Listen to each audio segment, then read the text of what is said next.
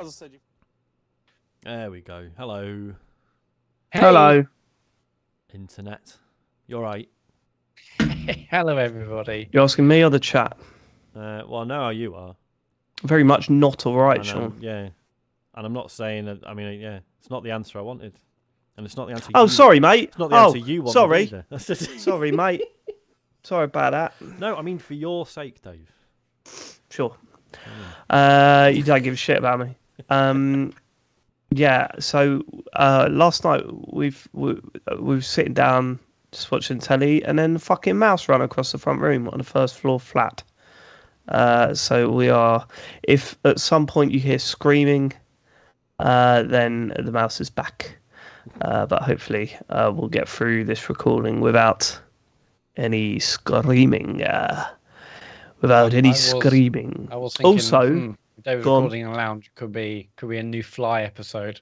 Not doing it. Not doing it. Also, good excuse to get a cat. Have you seen Tom trying to catch that mouse? He's rubbish. No way.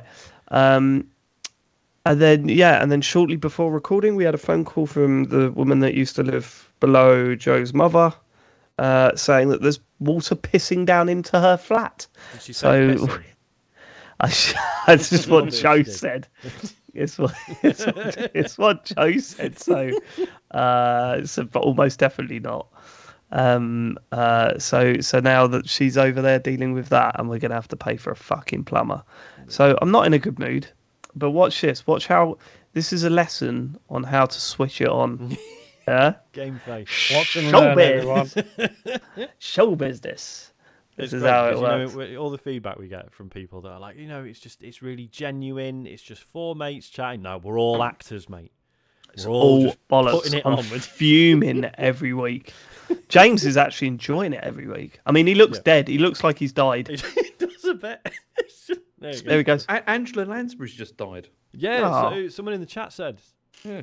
Was it Ben? I think it was Ben. She was 96. Okay. Wow. So, well, that's not that bad then, is it?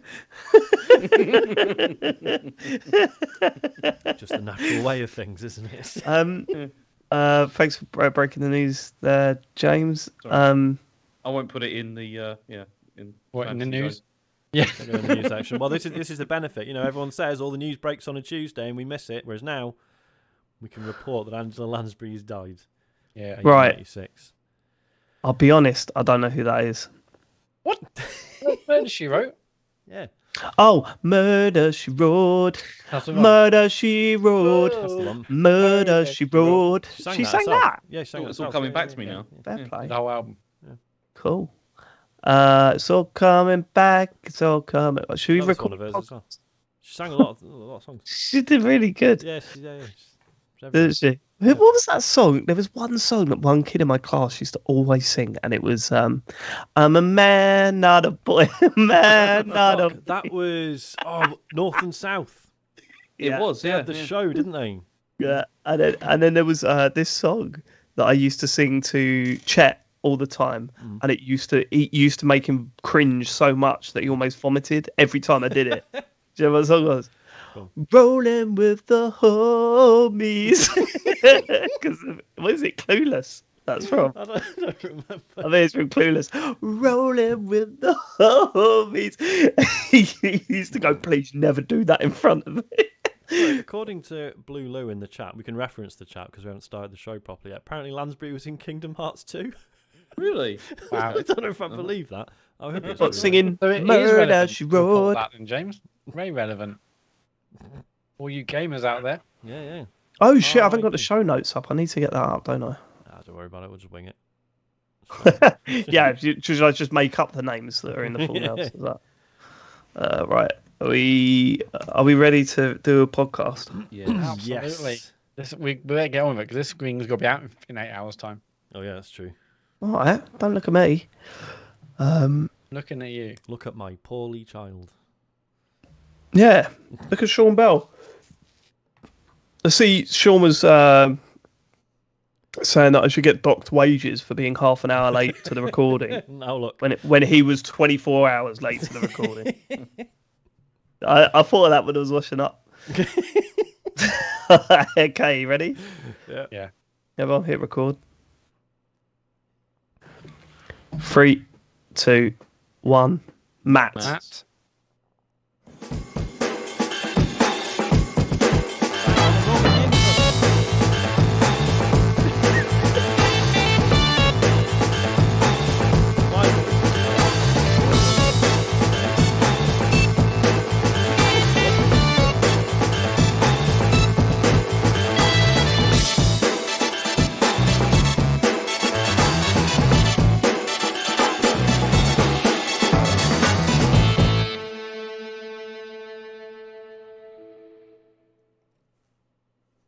Hello and welcome to the Computer Game Show. My name's David Turner and I'm here with James Farley, Hello.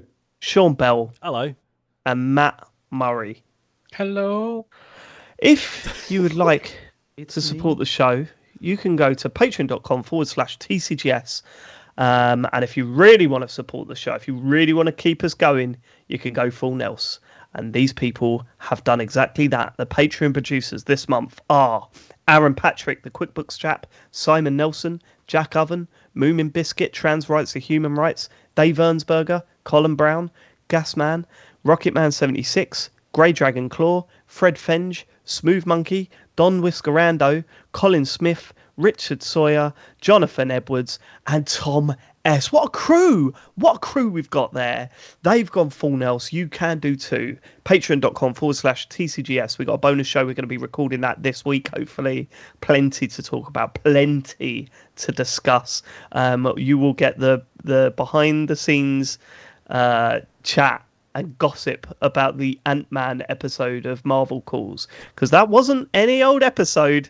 There's a story behind that one, so you get to find out what the fuck happened there, plus some other stuff. So please just come over and support us, because we really could not do it without you. Speaking of Patreon, Matt, there's been some changes, hasn't there, mate? We've changed how we bill people on Patreon. So get the energy up, because it sounds like you've about to deliver some terrible news. I was about to talk about subscription. We are doubling every tier. It's going up. It's going up. It's too cheap. Yeah. So basically, up to now, what happens is you join Patreon on any day of the month, say the 20th, and then it charges you again on the 1st, because that's how it's worked. And that's been a bit rubbish for us, because if we've created some stuff, say, the back end of the month, we're like, feel guilty about promoting it or don't mention it as much, because it's like, don't pay on the 20th because you get charged again. Anyway, we've changed that now. Now we've moved to subscription billing, which means on the day you subscribe, it charges you then the next month at the same point, and that's how it goes. It doesn't charge you twice in a month. It doesn't charge you again on the 1st. If you subscribe on the 17th, it won't charge you until the 17th. So it should make it a lot more normal how all your other subscriptions work. So any existing supporters, it will still charge you on the 1st, as it has done every month. But for new subscribers, it will move to the day you support is the day you get charged the following month, and they're on out really for the rest of our lives. So hopefully it's a lot easier and makes a lot more sense, rather than the whole it's going to charge you twice. It's weird, isn't it? Because you feel like you shouldn't have to explain it, because it's like, oh, it's switching to how every other subscription you've ever had works. But it feels like we need to just be like, right, okay, this is how it works now. Even though it's, I've just had a thought about this, but should we talk about it off show, or Probably, yeah. we're always quite open, right? Go on. What if we record a bonus podcast right at the start of one month and the end of the other? How do you mean? And someone subs for 1 month in the middle of the month, so we release one before they sub, and then like after a month after they sub. I mean, I see. people we supporting all over eShop. Well, they've still subbed and got that month's stuff, right? Yeah. So if you're thinking about complaining, we've already thought about it. Yeah. Yeah. Yes, Sean. Yes, Sean. Anyway. Stick him in a suit and in a court. Yeah, just I'll to have clarify, existing supporters, you'll still get charged on the 1st. Everyone else get charged on the new date you support us, and you won't get charged twice in a month, and that's it. Yeah, and you can't do us on it. I mean, You if cannot you do us subscribe on halfway through the month and we're like late one month and then early the next month, your quid's in. Just saying. Yeah, But don't say that, because then that ruins your initial point. Yeah, I know. You're not quite Yeah. there. You're not quite a lawyer yet, but you're getting. You are getting there. You're getting there. We don't need to talk to you about Marvel calls. That's coming out. Civil War this week for our Patreon people. Oh god, Civil War. We're actually. I remember watching that film. Jesus. I do. Yeah. We're catching ourselves up. Catching ourselves up. What's really nice is that we recorded a very special episode of Marvel Calls this week, and you won't hear that until January. That's what I'm hoping. I'm hoping I'm going to forget it by then. All right, James, let's not give anything away. Let's go to the feedback on last week's show. They all love it last week, did they, Matt? Yes, Sura. Hey, Good. boys. Disco's Elysium sounds awkward. I know it's all of you, but how about Disco Bellesium? I mean, it's good, but it doesn't work because it's as they say, it's all of us. It's not my show, is it? No. Also, do you really want to know? Yeah, but this is all of us, and it is kind of my show. Mm-hmm. Also, do you really want to know when people are writing emails, David? Do you really want to know how many we write on the loo? I bet it's a lot more than you want to know about. By the way, I'm on a couch, so no stress, no poo splash in this message, and no one is buying the show. Not until the pound is really cheap anyway. Much love, Sura. Yeah, Charming. David, you asking about where people messaged us? We got a lot of I'm doing it on the toilet messages. Yeah, that's fine. What do you are you all going to act like you don't have a shit? No, I haven't for like 7 years now. So that's fine. You're not. Nah, just for, I don't need that. He's back in nappies. No messing. I don't want to live that life no more. Yeah, if you really like, I'm not about that life. dedicate life to it, you don't actually have to do it. You're chained to the toilet, are you, Dave? Yeah. Hey, you're one of those. It's not a biological necessity. It's just a leisure activity. Which What is how I view it. influencer convinced you to do this, Matt? What Dwayne The Rock YouTuber? Johnson. It was Logan Paul, wasn't it? Yeah, Logan Poo. 7 year no shit challenge. Logan Poo. Why did you say that, Matt? That's the worst thing you've ever said. You've come out with some really good jokes recently, but now you're saying Logan Poo. Look, like I just throw everything out there. Some sticks, some doesn't. Right. Okay. I mean, the some worst part sticks. is that's currently the first contender for the episode title. Yeah, I know. Some sticks, some doesn't. There's layers there, Dave. Yeah, I don't mind hearing about you being on the toilet because I'm on the toilet quite often. Hey, I'm with too. you. It makes me feel like yeah, Sean. Good. Little sanctuary. How many other rooms can you just lock yourself in and it would be rude for anyone to knock on and ask what you're doing? I love They it. still do, Sean. They still do. Yeah, well, we know about your locks on your rooms, James. Let's not get into that. Oh yeah. Did you know that your discussion about putting a lock on your bedroom door, James, made it to Jack FM? No, did you not? Do you not listen? Right. Okay. Well, you've exposed yourself as a plastic fan. That's not true. I do listen, but I don't listen every day. Well, maybe you should if you were a real fan, like old Davey T. Yeah, it was a phone-in. Who has a lock on their bedroom? Please tell me other people did as well. I don't think they did. I think I don't understand why this is weird. I think the official phrase is "you're a pervert." Right. Okay. Okay, Alex, hello. I thought I'd message in to say I really enjoyed Sean's short form coverage of upcoming indie games. It's really easy to miss good projects releasing on a massive platform like Steam, even amongst the many prompted demos. So having the most interesting games highlighted is especially useful. Yeah, I mean, I was going to carry on. I thought I had two separate subjects. As Dave stated, he enjoyed people contextualizing feedback. I just rewatched a TikTok's mid-uni lecture and started typing this, which might be why I fudged my first attempt and sent a slightly ominous hello. Thanks and keep up the great podcasting from Alex. Yeah, so above this on the feedback form was another message from Alex that just said hello, comma, and nothing else. Yeah, I saw that. I'm getting a little bit sick of all these messages about Sean's little short things. Oh, I'm sorry. I mean, no, well done. That's great and everything. But do I have to read every day about how great they are? Oh, well done. Yeah, all right. Well done. You've done some shorts. Good. Let's see. Let's see if you can keep it up, Sean. I mean, I've already fallen over, haven't I? Because I was going to do like some over the weekend, and then have like a couple ready to go, sort of Monday, Tuesday, Wednesday, and then Isaac started being sick. So I've not really had much time, unfortunately. But yeah, I've been really enjoying doing them. It's been really nice, the feedback we've had from them. So yeah, we'll do more of them. Obviously, Steam Next Fest is over now, so I'll do like a couple more, and then I don't know. I need to like find an excuse for like a limited series for like something else. I don't know. We'll see. More of these. Project. Yeah, I've got plenty more of these. No, they are good, and it's weird how they just keep popping up on my TikTok and that. I've tried to block them. But, if you don't know what we're talking unsuccessful about, enough. Sean, you should probably give an overview because we kind of glossed around. I probably it. should. Sorry, yeah. So Steam Next Fest is on at the moment, which is basically every so often Steam does this thing where it's like, here's about 1,000 demos of upcoming games. And it's really good, but obviously it's quite hard to find some of the good stuff in amongst everything. So I just thought it'd be fun to do a series of YouTube shorts, which are just like minute-long videos about some of the things I've played and have enjoyed. And people seem to like them, which is really nice. They're out on YouTube. We put them as TikToks and Instagram Reels, so they're everywhere. So check them out if you haven't already seen them.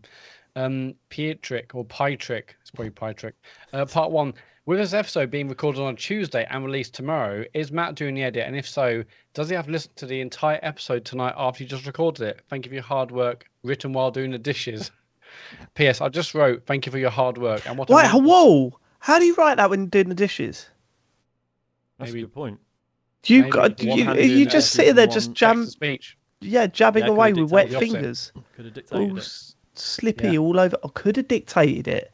Do you reckon people do? No, they can't because they've got to go onto our website and do it. If it was like a message or an email or something, I think you could get away with it. Anything.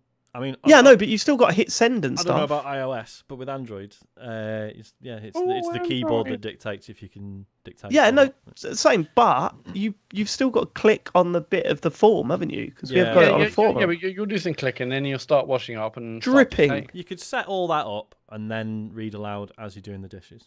Well, there's a long time between finishing your dictation and pressing send, isn't there? That's true.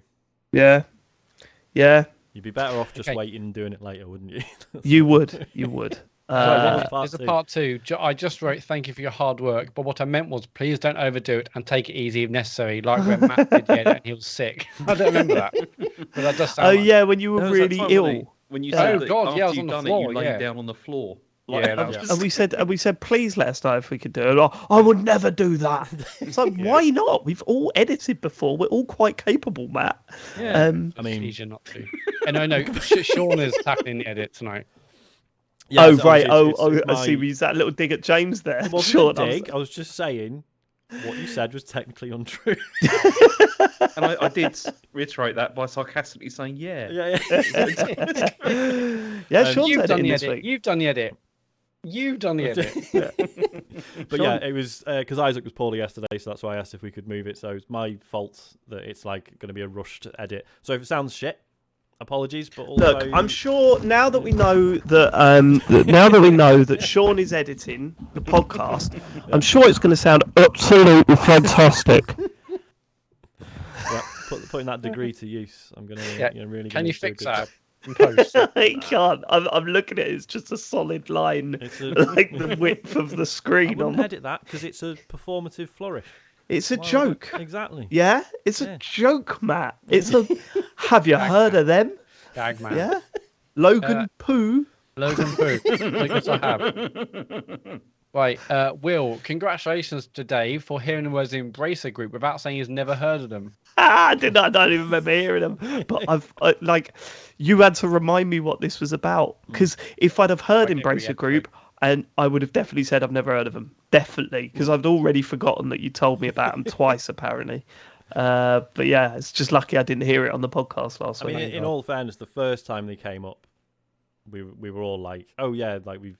I'd like recently researched it because I'd just heard the name and was like, who the fuck are these and why are they buying everyone? So it's not like they're a household name. No, but I think what my brain does is got to be really selective with what I can remember. Yeah. So my brain would go, Embracer Group, Dave, they did this. So like, okay, yeah, gone. And it's gone. Right. It's like Jo always says to me, she always has a go at me because if I'm around my brothers or whatever, my brother will go, oh, do you remember Reading Away in 2004? I'm going, oh yeah, Paul Moody scored with a head from the cross from Chris Kinney. Yeah, in the 42nd minute. And Joe looks at me and goes, yesterday at lunchtime, I asked you to get some bread and you forgot.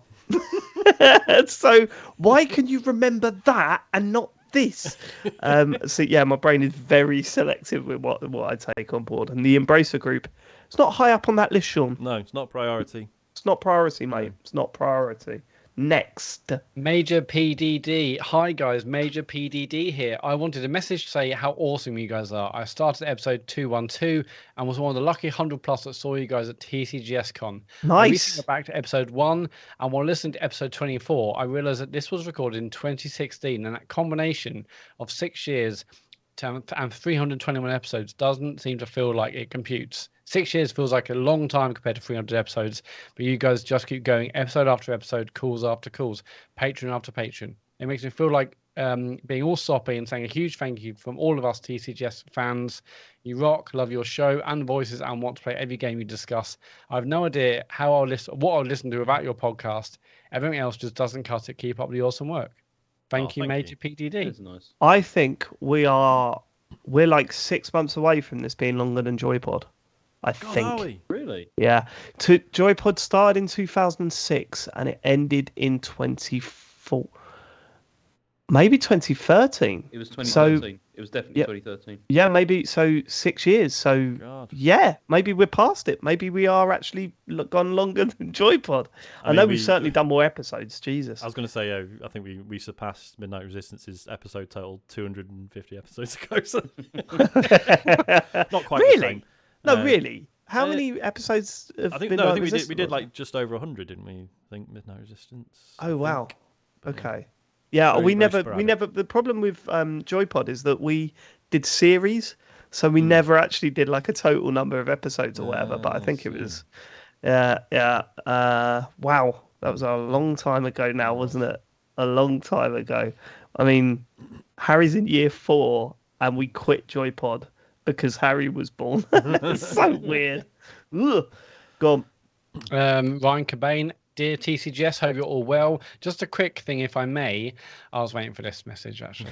Just a quick thing, if I may. I was listening to the pod while working from home and was surprised that Matt incorrectly declared at 1 minute, 15 minutes, 13 seconds of the pod that The Last of Us was a 13-year-old game. It was released in 2013, which at the time of writing was only 9 years ago. I'll give him the benefit of the doubt. They muddled the year with the passing of time. Cheers as ever. Great pod anyway. Keep up the great work, Ryan. Yeah, I was waiting for this. I re-listened to it and I was like, it's not 13 years. I was kicking myself when I heard it, but I just guess I got mixed up with the year. And, That's poor. That's poor, really Matthew. sorry, Ryan. Actually, I think it's probably actually best if I take a step back from the show to work on myself. And Sorry. so I'm gonna have to quit the show. Okay. Bye. Next feedback, please. Okay. Oh, next. Okay, I'll carry on. James, I'm not James, doing- what's the next feedback? I'm been not brought doing the back. socials. If this is Yeah, you're doing feedback and socials. Filling it Okay, down. Jay that man, there Barlow. probably is no Unbelievable. socials. That's the problem. Jay Barlow feedback. I have to chime in here and defend Dave's ruthless attack on unloved FIFA mode, Volta. My football mad nephew Jack, who is 5 years old, is always so excited to play FIFA when he visits us. But even with the simplified control scheme, he still struggles with a full pitch traditional footy match. We play on the same side because I don't have the self-control not to completely obliterate him. And many a time I played a blistering through ball into the box, only for him to pass it softly to the keeper's feet. It's very disheartening for both of us, especially Jack, because he knows he's disappointed me, and I make little effort to hide it. Right. Okay. Jack's not the problem. Jack's not the problem here. Go on. I set up a Volta game once as an alternative, and we had an absolute blast. All the limitations of a traditional football game are gone. No boring throw-ins. The ball just bounces straight off the wall and back Into into the best play. bit. That's good. And Jack can actually score with relative ease. Scorelines often reach double digits, and we can celebrate every goal like it's a cup winner. Volta has allowed us to really bond over football and video games, and for that reason alone, deserves more respect. So, Dave, please think of the children. Jay, you were getting zero respect from me. You're getting zero respect. Firstly, Jack is 5. Jack is more than capable of playing a full game of FIFA. More than capable, right? The only disappointment he's feeling, you've got to cut him some slack, mate. Show him where he's going wrong. Cut him some slack if he passes straight to the keeper. I forgot that. Sean, get this. In Volta, sometimes, because we were playing it to level up our Pro Club players, right, for a bit. Sometimes it just goes, well, that goal's worth 2. What? Yeah, that goal's worth 2 now. I don't know. It's rubbish. I'm not having it, Jake. But also, I mean, double-digit scorelines, that's not a good thing.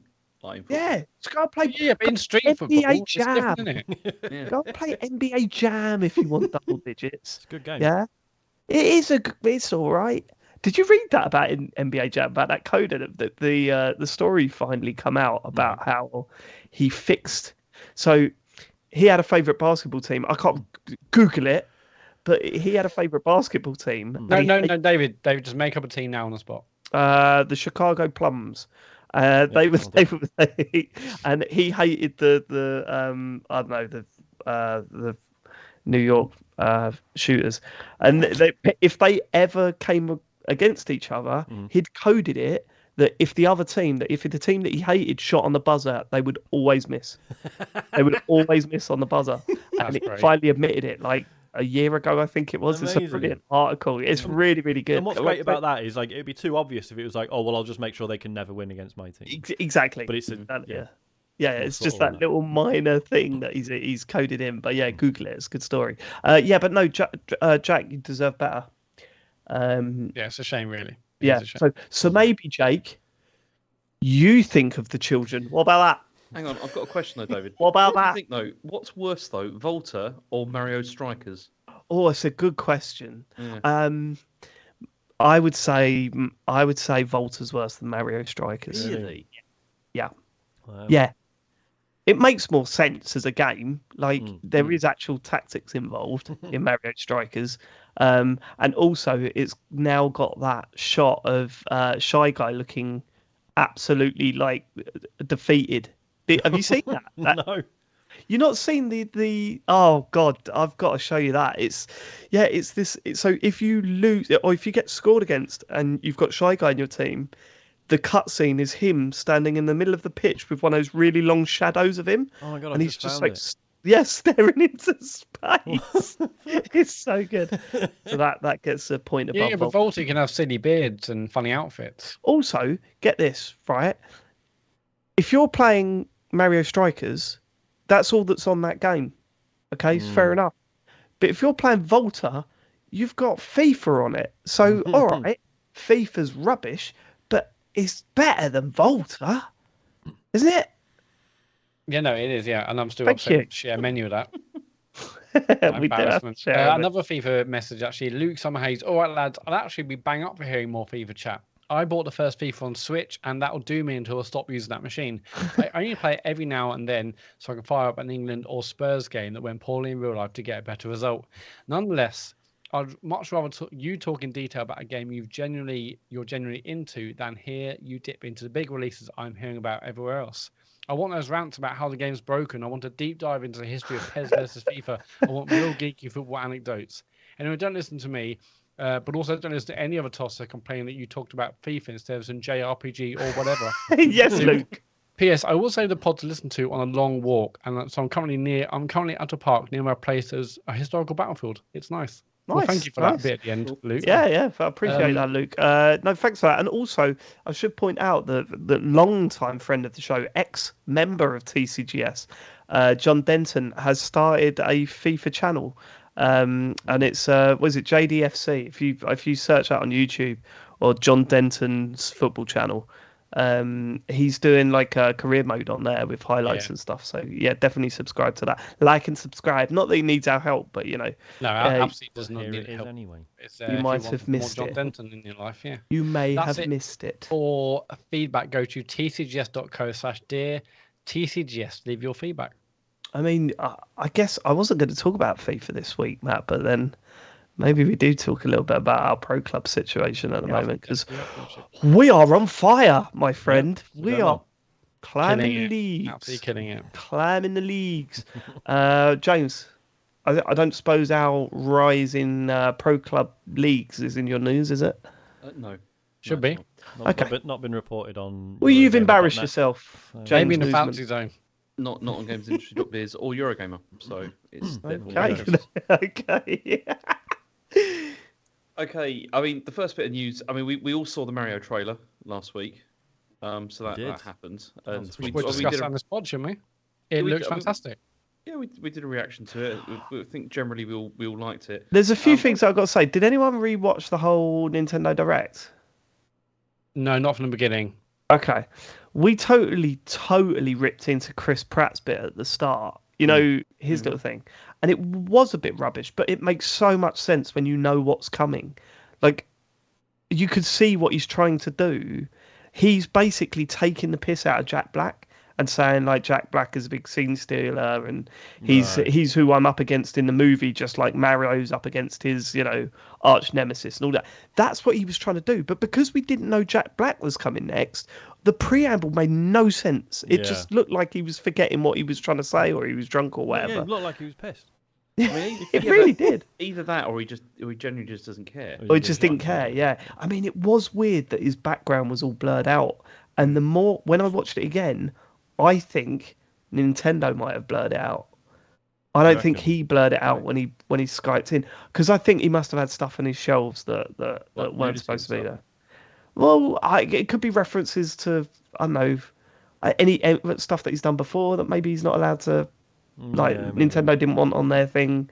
I don't know, but I've got a feeling that was edited out post. That's what they call it.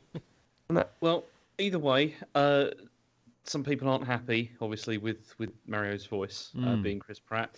And the two lines that they've heard, yeah. Yeah, well, and Tara Strong, she's a voice actress, voice actor she's on like Harley Quinn and Batgirl, and she's criticised Chris Pratt, basically saying that Charles Martinet should have done it. She tweeted a tweet saying it should be Charles, and then everyone was like, okay, well, maybe that's it's nice. Talk about who the next king is. But then she tweeted, voice actors, I'm going to put my heart and soul into this for at least 20 years, help sell billions in merch and make the studios millions of dollars and make generations around the world happy. Hollywood, we don't care. And then, so... I sort of get that. I mean, this has happened time and time again in various different movies like this. So isn't it like Postman Pat was, the guy who did Postman Pat's voice for ages, and then the film come out and they just didn't use him and stuff like that. I kind of understand. Yeah, and like the skill of voice acting, like if you ever watch like a skilled voice actor like develop a character's voice, it's fascinating. Like it's such a specific skill. So I understand this notion that like voice actors are sort of laying that groundwork, but then when it comes to film versions of these characters, they'll just get a name in. But I don't think Charles Martinet should have done it. I can't look. I think Charles Martinet is a legend within the industry, right? And if I ever met him, I'd be totally honoured. And I think the voices that he does for Mario games are absolutely brilliant. I think he might be too much to have over for dinner. Yeah. But did you see the video? Someone done a video where they basically had like Mario's voice on the games in that trailer, basically kind of saying mostly the same lines, and it was even that 30 seconds was like, okay, this is too much. Yeah, his voice is perfect for the games, absolutely perfect. You cannot do 90 minutes of it, and I think the only thing that I could say, Chris Pratt's voice made great when it comes to the actual film. I don't know, we've seen 2 lines of it, right? But what I will say is that thank God he didn't try and do that voice, because that would have just been off and it wouldn't have worked. At least this time, this way, we could separate it from the games. It's a different Mario, it's fine. And then, let's all move on. We've heard it now. I don't know where Sean was going with his "it's a British accent" thing, but that second line, you can definitely hear it as like a Cockney absolutely accent. Not. Mushroom No chance. Kingdom, here we come. No, that's all I can hear. Mushroom Kingdom, here I we can't come. hear that at all. I hear that slight Brooklyn thing. Obviously, the rest of the film will like contextualize that, right? And it'll just be that, to me, in isolation, that one line sounded weird. But I think, probably. But this is it. So I'm now thinking, for starters, I mean, if you didn't see our stream, we all loved it. We all loved the trailer. We think, it was funny. It showed us just enough. We got to hear the voice, so we get used to it now. There's been some information come out after it. I don't know if there's in your news, James, about how there's musical numbers apparently in the film. Yeah, Jack Black come out, started chatting about it. He said there's more than one side of Bowser. You'll see different sides of Bowser throughout the film. He's not all villain all the time apparently. So that's he's going to be dancing and playing an electric guitar, isn't he? Yeah, probably. And going, Yeah. But you know what? It's a tenacious B. Someone's just put in the chat. Fair enough. Well done, Pubis. But like, I we all come away from it thinking, actually, I don't know if they could have done a better trailer. It made us laugh, and there's some good stuff in it. I think I don't want to watch anything else though. I think I'm done. I don't want to watch any other trailers because I'm going to watch a film. I don't need to see any trailers. Yeah, I mean, I didn't need to see this. I was going to watch the film, but but I wanted to see this to get some idea it's so of what hard we're to going to get. get. any flavour of it, isn't it?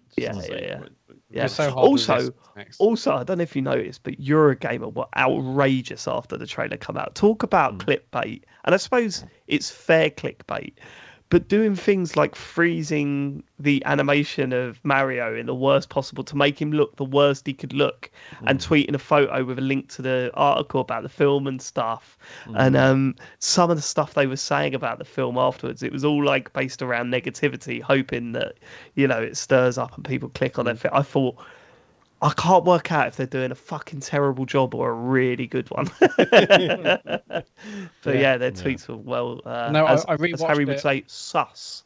They were sus. Yeah, I rewatched it in a week, and with Elodie, and it was still amazing. And Oh, is it? Yeah. Is it Elodie love it? Yeah, Elodie loved it. We watched it a couple of times. We watched it, like then our reaction to it. Again, I was excited before the teaser trailer did everything it needed to do, and I can't wait for the film. Yeah, Charlie was blown away. Harry was blown away, and Joe took Charlie on the. We watched it in the morning, the morning after it was on, and Joe took Charlie to the school run, dropping Harry off at the school gates. And of course, you have to wait in a queue for the school gates to open. Apparently, Charlie was screaming out, "Open the gates!" just like Bowser at the start of the trailer over and over again. I was like, yes, mate, yes. Amazing. See, Asher watched it and then was annoyed afterwards, and I was like, "What's wrong? Like, why are you annoyed?" And he was annoyed that it wasn't out yet. He was just he wanted to see it, and he was just. He really is your son, isn't he? Yeah, he was like, "Why isn't it out?" The only negative to take away from it is that it's not out now.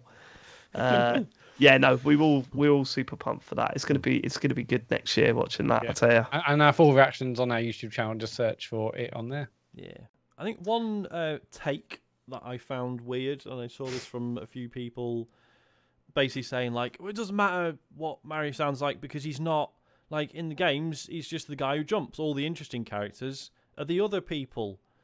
I was like, yeah, but in the game, they're games. This is a film. And he's the main character in it. We need him to be interesting. Yeah. Also, he's like, he barely speaks in the games. Yeah. Also, no one speaks in any of the games. They're all like that. Yeah. I don't know. People weird. Yeah. Next.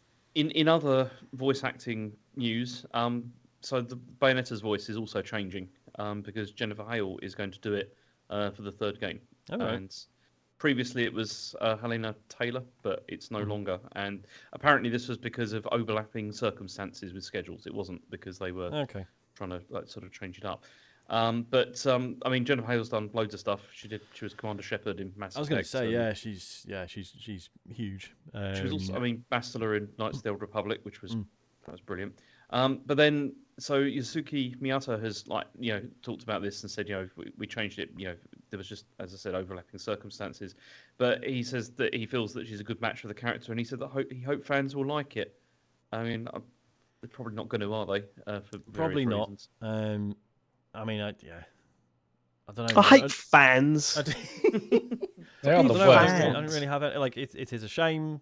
Obviously, they couldn't use the original actor, but I can't see myself getting upset by this. It's a real Helena Taylor must be so gutted because this game's taken forever to come out, and then it just so happened there was a clash of schedules when this was happening.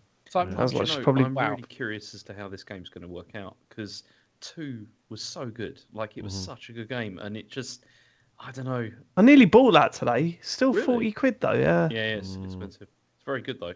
But I mean, Platinum hasn't been. They haven't had anything really great recently, have they? No, not for a long time. They had that Games as a Service one, didn't they? That ended up actually is tanked and they're turning it off. Yeah, it's a bit of a worry. Although Astral Chain was really good. Astral Chain was all right. Yeah, And it was a good game. and then you're going back to like, well, I mean, Near it's Automata, too. but then the interesting stuff wasn't the combat; it was the story stuff. Mm. So I don't know. All right. It just feels, I don't know. This is based on nothing at all, but it just feels like Bayonetta 3 is like a contractual obligation, and it's that they've got to like put it out. And it's Can like, you leave I don't that know. sort of chat for the fantasy zone, James, Sort of and not for the conjecture. news? I could Facts only, speculate. please. I could speculate. No, Mm, James, not you on the got news. BBC. Zone. Leave No that to Jeff Grubb. editorializing here. Just hard news. Yeah. All right, well, here's some hard news for you. Oh, here we Giant- go. Look at Giant that. Bomb, Go. Giant Bomb, GameSpot, Metacritic, and more have been sold to what's it called? Oh, I can't. Fandom. Fucked it. Brilliant. Yeah, here's some Fandom. hard news for you. Yeah, here's some hard news. So I've forgotten it. Yeah, Someone they've bought been something. sold. They've been sold to Fandom, who have bought it for $50 million, which is kind of crazy because CNET, who previously was one of the owners of all these companies, was bought by Viacom CBS for 1.8 billion in 2008, and then it was sold on to this other company called Red billion. Ventures for 500 million, and now they're all being sold apart from CNET, obviously, for 50 million. So that's quite a sort of a drop down. It's a difference, in, isn't it? Yeah. Yeah, Why I are we mean- still on the shelf then? I don't get it. I don't get it. It's like you're missing out on the best cut of meat in the butchers. Oh yeah, we'll grab that. You've left prime steak on the shelf. Rotting Yeah, away. and it's probably cheaper. It's probably cheaper. What Slightly are you cheaper, doing? yeah. I mean, this is. GS is up for sale, by the way. Sorry, I should just we'll, make that. we'll entertain all offers. This is mixed, right? I mean, it's on the one hand, not a fan of all games websites being owned by about 3 people, but also I gather that Red Ventures were not a good fit for the gaming side of things. I believe they just got very little from them as owners. Whereas, obviously Fandom is probably close to it. However, if you ever look at a Fandom page, the fucking ads and shit are a nightmare. So also the other thing is that Kotaku asked Fandom if there was going to be mergers and job losses, but they didn't respond. To that question, which is They don't have to respond. So is this the first time? Who were they owned by previously? Were Giant Bomb and GameSpot owned by the same company before as well? Yeah, they were owned by it's Red Ventures. Red Ventures, yeah. Right. Yeah. Okay. Yeah, because that's weird. Because the whole I mean, point we in hadn't seen it Giant Bomb before was to attack GameSpot, wasn't it? That was the whole reason for that being set up. But I mean, that was. With Giant Bomb specifically, you got a feel for them. They had the CNET thing. Then Red Ventures, it felt like, okay, this is a new start. Obviously that was during COVID, so and there was a renewed kind of confidence about, okay, CNET gone, Red Ventures, here we go. Now this is happening again. They're like, oh, we just want some stability. Hopefully this does lend some stability this time. As you said, maybe Red Ventures weren't the best fit. Fandom, obviously, no gaming. They have now a whole group of other websites and organizations. So hopefully this is much better for specifically the people like Giant Bomb and GameSpot. Obviously everyone else as well. But it's kind of the podcast and content I listen to. I really just want them to have some stable footing for what feels like the first time in years. They're the enemy, Matt. What are you doing? Don't get upset. Celebrate it. Break them down. Steal their assets, get the fans in, and then we can sell up. That's the plan. That is the move. That is a plan. Yes. That is I'm just glad. I'm glad TV Guide have got stable footing as well. Yeah. All right. Okay. Next story is that we have some idea now about Game Pass revenue and how much money that Xbox have made from that. I heard it made nothing. So what's this about? Yeah, well, a lot of people say it didn't. It's actually losing money, right? Yeah, it's actually one of the worst subscription services you can get. Yeah. I mean, it actually is. It's at the bottom of all subscription services. Yeah, I read that. Okay. But no, it turns out that they made 2.9 billion in the fiscal period ending January 2021, and compared with their yearly Xbox revenue, it's like 16.28 billion. This is it made up 18%. of that, which is quite a lot. And so the last official word from Microsoft was that the subscription service has over 25 million subscribers in January this year. So yeah, it's doing pretty well. All right, I isn't mean, it? that is just revenue, not profit, right? Yeah, There's and no that mention also of how much Oh, right. they're putting into it. no, but also that doesn't include PC Game Pass either. But Oh, yeah, okay. that's I just didn't know Xbox. that. I Yeah. thought that was the profit they were making. Okay, right. Okay, so But also, so they could easily be spending that. Yeah. Yeah, I mean, every like, year this as well. is always gonna be. This feels like they're being lost leader kind of like territory for Yeah. years until they get like the amount of people they really want. Like they're still obviously in massive. Yeah, but we you know, can't comment on anything because we don't know if it's a loss I know, leader or 'cause we this- don't know if it's making profit. this- We don't know anything based on this. this is the other thing because Eurogamer, like they said, like the breakdown of the figures is really unclear because it's not clear if this includes discounted game sales through Game Pass, microtransactions, Game Pass Ultimate, or in-game DLC sales and etc. Like we don't know, you know, whether it includes all those as well. I can't imagine it does. I mean, we know it's making billions. Like it's taking billions. We just don't know how much they're spending on the fucking thing. I'd imagine quite a lot. I mean, given all the non-story. acquisitions and stuff. I think running all of Microsoft's game studios costs £10,000 a week. yeah, I was gonna say that. So that's my electricity bill. Hey! No politics, please. Because they're fucking toys, isn't they? I guess all this says is Huh? a lot of money's been spent on it.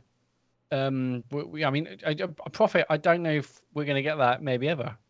No, Maybe it's always about. we're only going to getting get your food that. or- Well, We're we only won't gonna with get that if attitude, it man. does really, really amazingly well. Then we'll hear about it. Yeah. Because that's generally what happens. Yeah. I mean, Anyway. again, like we never get a breakdown of how many people these are on a £1 offer or how many people are paying the full whack. I mean, I still find it kind of crazy when you hear people on like podcasts or websites or whatever say, you know, well, I let the subscription lapse and it's now like 11 quid a month. Like, there are deals out there, like, you know, just do some research. But anyway, some people are just like are lazy and I haven't thought about getting a deal or I haven't done the research. Look at him judging. Well, no, but they about are, you know, me, that's how subscriptions make their money. Like they forget Yeah. to cancel. They're like, oh It's true. fuck. Okay. I mean, They it's happened to me. haven't considered, Like using reward points, have they, Matt? You know, and how you can do it that. happened to me. Like when my like 3 years of whatever it was ran out, I was paying like I don't know 10 a month. Like whoa, no, this is ridiculous. I need to find a deal. This is for some people just like I just forgot about it again and again and again. So a lot of people are probably doing that, but sort your lives Okay. out basically. Right.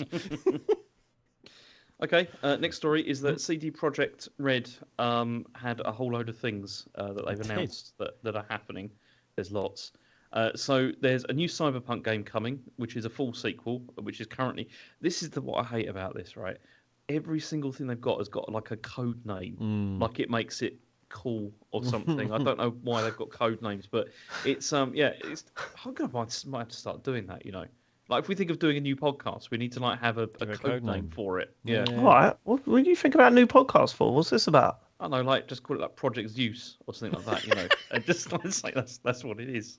That's the most you've contributed to any of the Right, go on. Where's this come from? Why do you want to start a new podcast? I want to hear What's more about I'm Project just saying, Zeus. if we were to do that, it's like, you know, we could say do this that. would be Project Zeus. You know? What do you think I you mean, are? we did briefly talk about something today. Maybe that's Project Use. Yeah, exactly. Yeah. Okay, we did talk about that, didn't we? Yeah. Yeah, but James ain't going to do any of that, is he? I don't know, I mate. might do. James, You ain't gonna might do do. shit. the stuff we discussed today, you were actually going to go and do. I might do. It's for everyone listening. It's OnlyFans. We're finally getting involved. Project No, Zeus. because James would definitely do it. That's the only way we'd bring money in. You've seen the size of it. Go on, James. So anyway, they've got codenamed Orion. This is the see Zeus is better. Yeah, codenamed Orion is the Cyberpunk sequel. Well, I think people generally say Orion, not Orion. What did I say? Oh, You sounded like right, you're saying like O apostrophe Ryan. Orion. Just Orion.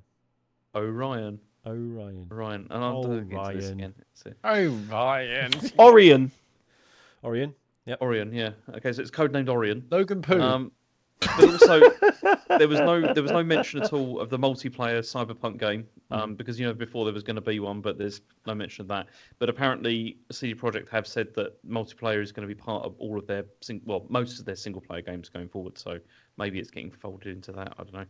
But then also there's a new Witcher Conjecture. trilogy that's coming, which is that's codenamed Polaris, and that's going to be released over a 6-year period. And there's also another Witcher game coming in outside this trilogy that's called Canis Majoris, which is developed by a third-party studio apparently. And there's another Witcher project. Means big dog. Yeah. Well, that's a hint. Not That's just James, a pretty face. You know what I mean? James Farley's nickname. There's In it, Big Dog. There's also another Witcher project codenamed Sirius that's coming. And that's time with news with the Big Dog. Ooh, ooh. Oh, maybe that's where we go with this. Maybe that's where we go with this. What's next on the news, James? Ooh, ooh. The Big Dog. Come on. Oh, Okay. So Give us a bark. there's another no. yeah, go on. There's a One bark. bar. Go I'm on. not doing a Everybody bark. best barks Just now. one bark. James. No. Just No, one go on. bark. Best bark now. Go. Oof. Oh, come on. The effort. Come on, bitch. Amazing. Okay. Okay, so there's another Witcher project that's codenamed Sirius, and that's going to include multiplayer and single-player campaigns with quests and a story, and that's being developed by... Is it Molasses Flood? Is that right? Yep. Yeah. Yeah. And there's no details on the Witcher 3 next-gen update, and they've got another IP that they're working on, which is codenamed... Is it Hadar? Or Hadar? Hadar, I don't Yeah. know.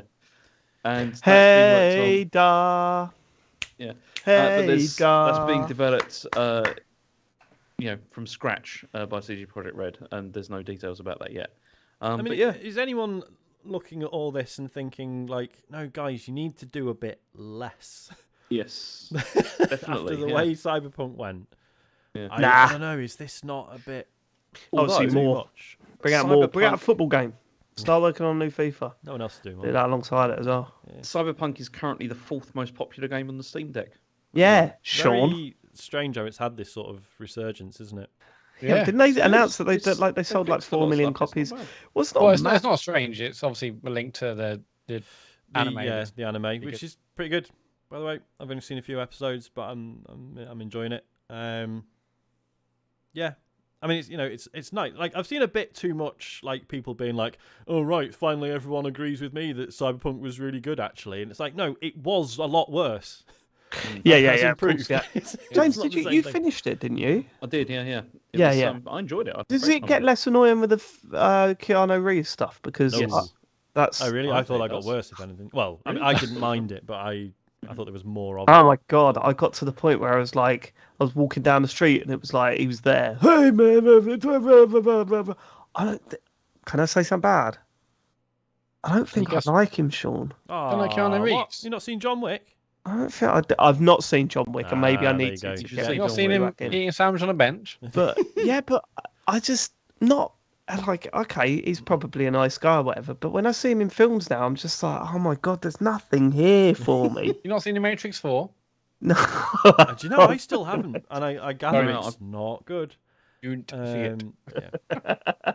I remember when Matt, like, I love Matt. When he comes out seeing a major film like that, he needs to mull it over, don't you, mate? For a Yeah, good well, couple of most days. things, but And you yeah. come out, I remember you come out saying, what do you think of it, Matt? Got to think about it. Got to think about it for a little bit. I just got to think about it. Got to think about it. And now it's, what do you think of it, Matt? It was shit, wasn't it, Matt? It's Yeah. so shit, so See, disappointing. because I do that as well, and New fucking hates it because we'll see a film and we'll walk out and she'll be like, "Oh, that was good, wasn't it?" And I'm like, "Just give me a day." And then, like, a day Yeah, later, I mean, I I'll be will like, say "Yeah." Matrix 4 was one of the films where I pretty much knew instantly it was shit. I mean, in fact, during watching it, but I still want to, come back, wait a But bit. you couldn't bring yourself to say it was shit as soon as you walked out the No, 'cause I'm cinema. like, okay, wasn't am it? I missing something? But no, I wasn't missing anything. It was just a shit. Yeah, but the thing is, you say, oh, that was the biggest disappointment. But surely you had one brilliant film and then two shit films. The second one wasn't shit. It was, Matt. Third No, one was it shit. wasn't. The second one was the second one wasn't disappointing. shit. It was was gonna say shit. Second one was Second shit. wasn't shit. Yes, it was. They Freeway spent chase. far too long in that old I lady's rewatched house. the trilogy before they made Matrix 4. Second one was I think Good. yeah, I think the second one genuinely holds up. There are bits I like of the Yeah. third. Whoa, you guys third are is way trash off. over. I know. Way the off. third We're film just is we're bad. Mavericks, we're renegades. Do you know what I mean? You can't Yeah. Tell us what to think, man. Anyway, on this news, what I found kind of concerning is that basically they're going to be releasing a new trilogy of games for the Witcher series over a 6-year period. I mean, obviously they're going to do lots of work beforehand, but releasing 3 Witcher games over 6 years, like, are you sort of saying that this is maybe a little bit too much for them? Because I'm interested where you got that idea from. Was it when Sean said it about 3 minutes ago? Have you just generally, like, I mean, no, there's a lot. You can have a lot of titles in your books, but having them all over 6, just the Witchers in 6 years. That's the Unless concern, they're isn't like all set in like the same world, right? Which is possible? Yeah. What if it's like an episodic thing? This is the thing, because like it's cool, like new Cyberpunk, like great, but there's more they could do with the city that they nearly killed themselves building in the first place, right? Well, here's something.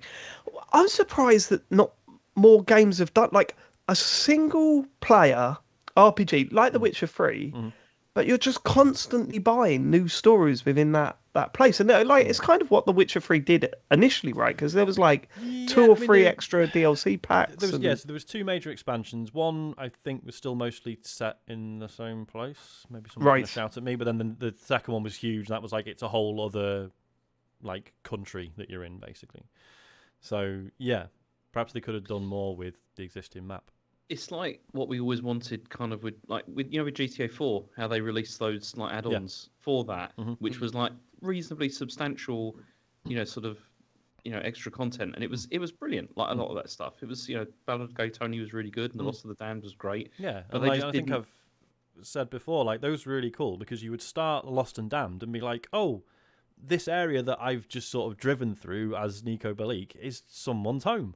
Yeah, and Nico Bellic. Bellic. Yeah. Nico Bellic. Is it not Bellic or is it Bellic?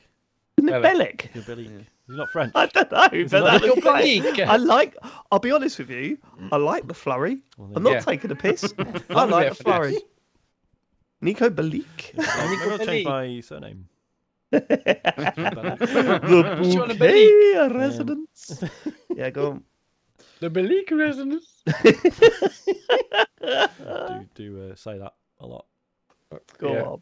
Okay, next story. Yeah, next story is that an adult game publisher says that Nintendo are getting stricter on nudity. No, Okay, so this is a games publisher that's called Gamazumi, and they said that they're upcoming. Gamazumi.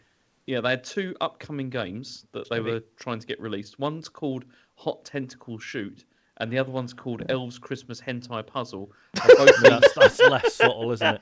Don't tell me these are getting delayed. They've both been rejected by Nintendo for featuring nudity. Their previous games that feature nudity are still available. Look at that. So can you please, James, please read out the titles of the other ones, please? I'm going to, so their previous games, which feature nudity, and they're still available on the eShop, include Elves Fantasy Hentai Puzzle. So the other one's obviously a Christmas theme on that one, but and then the second one is called Inside Her, and then in brackets bedroom. Oh, okay, phew. That's okay. Say it at the end. Jesus Christ.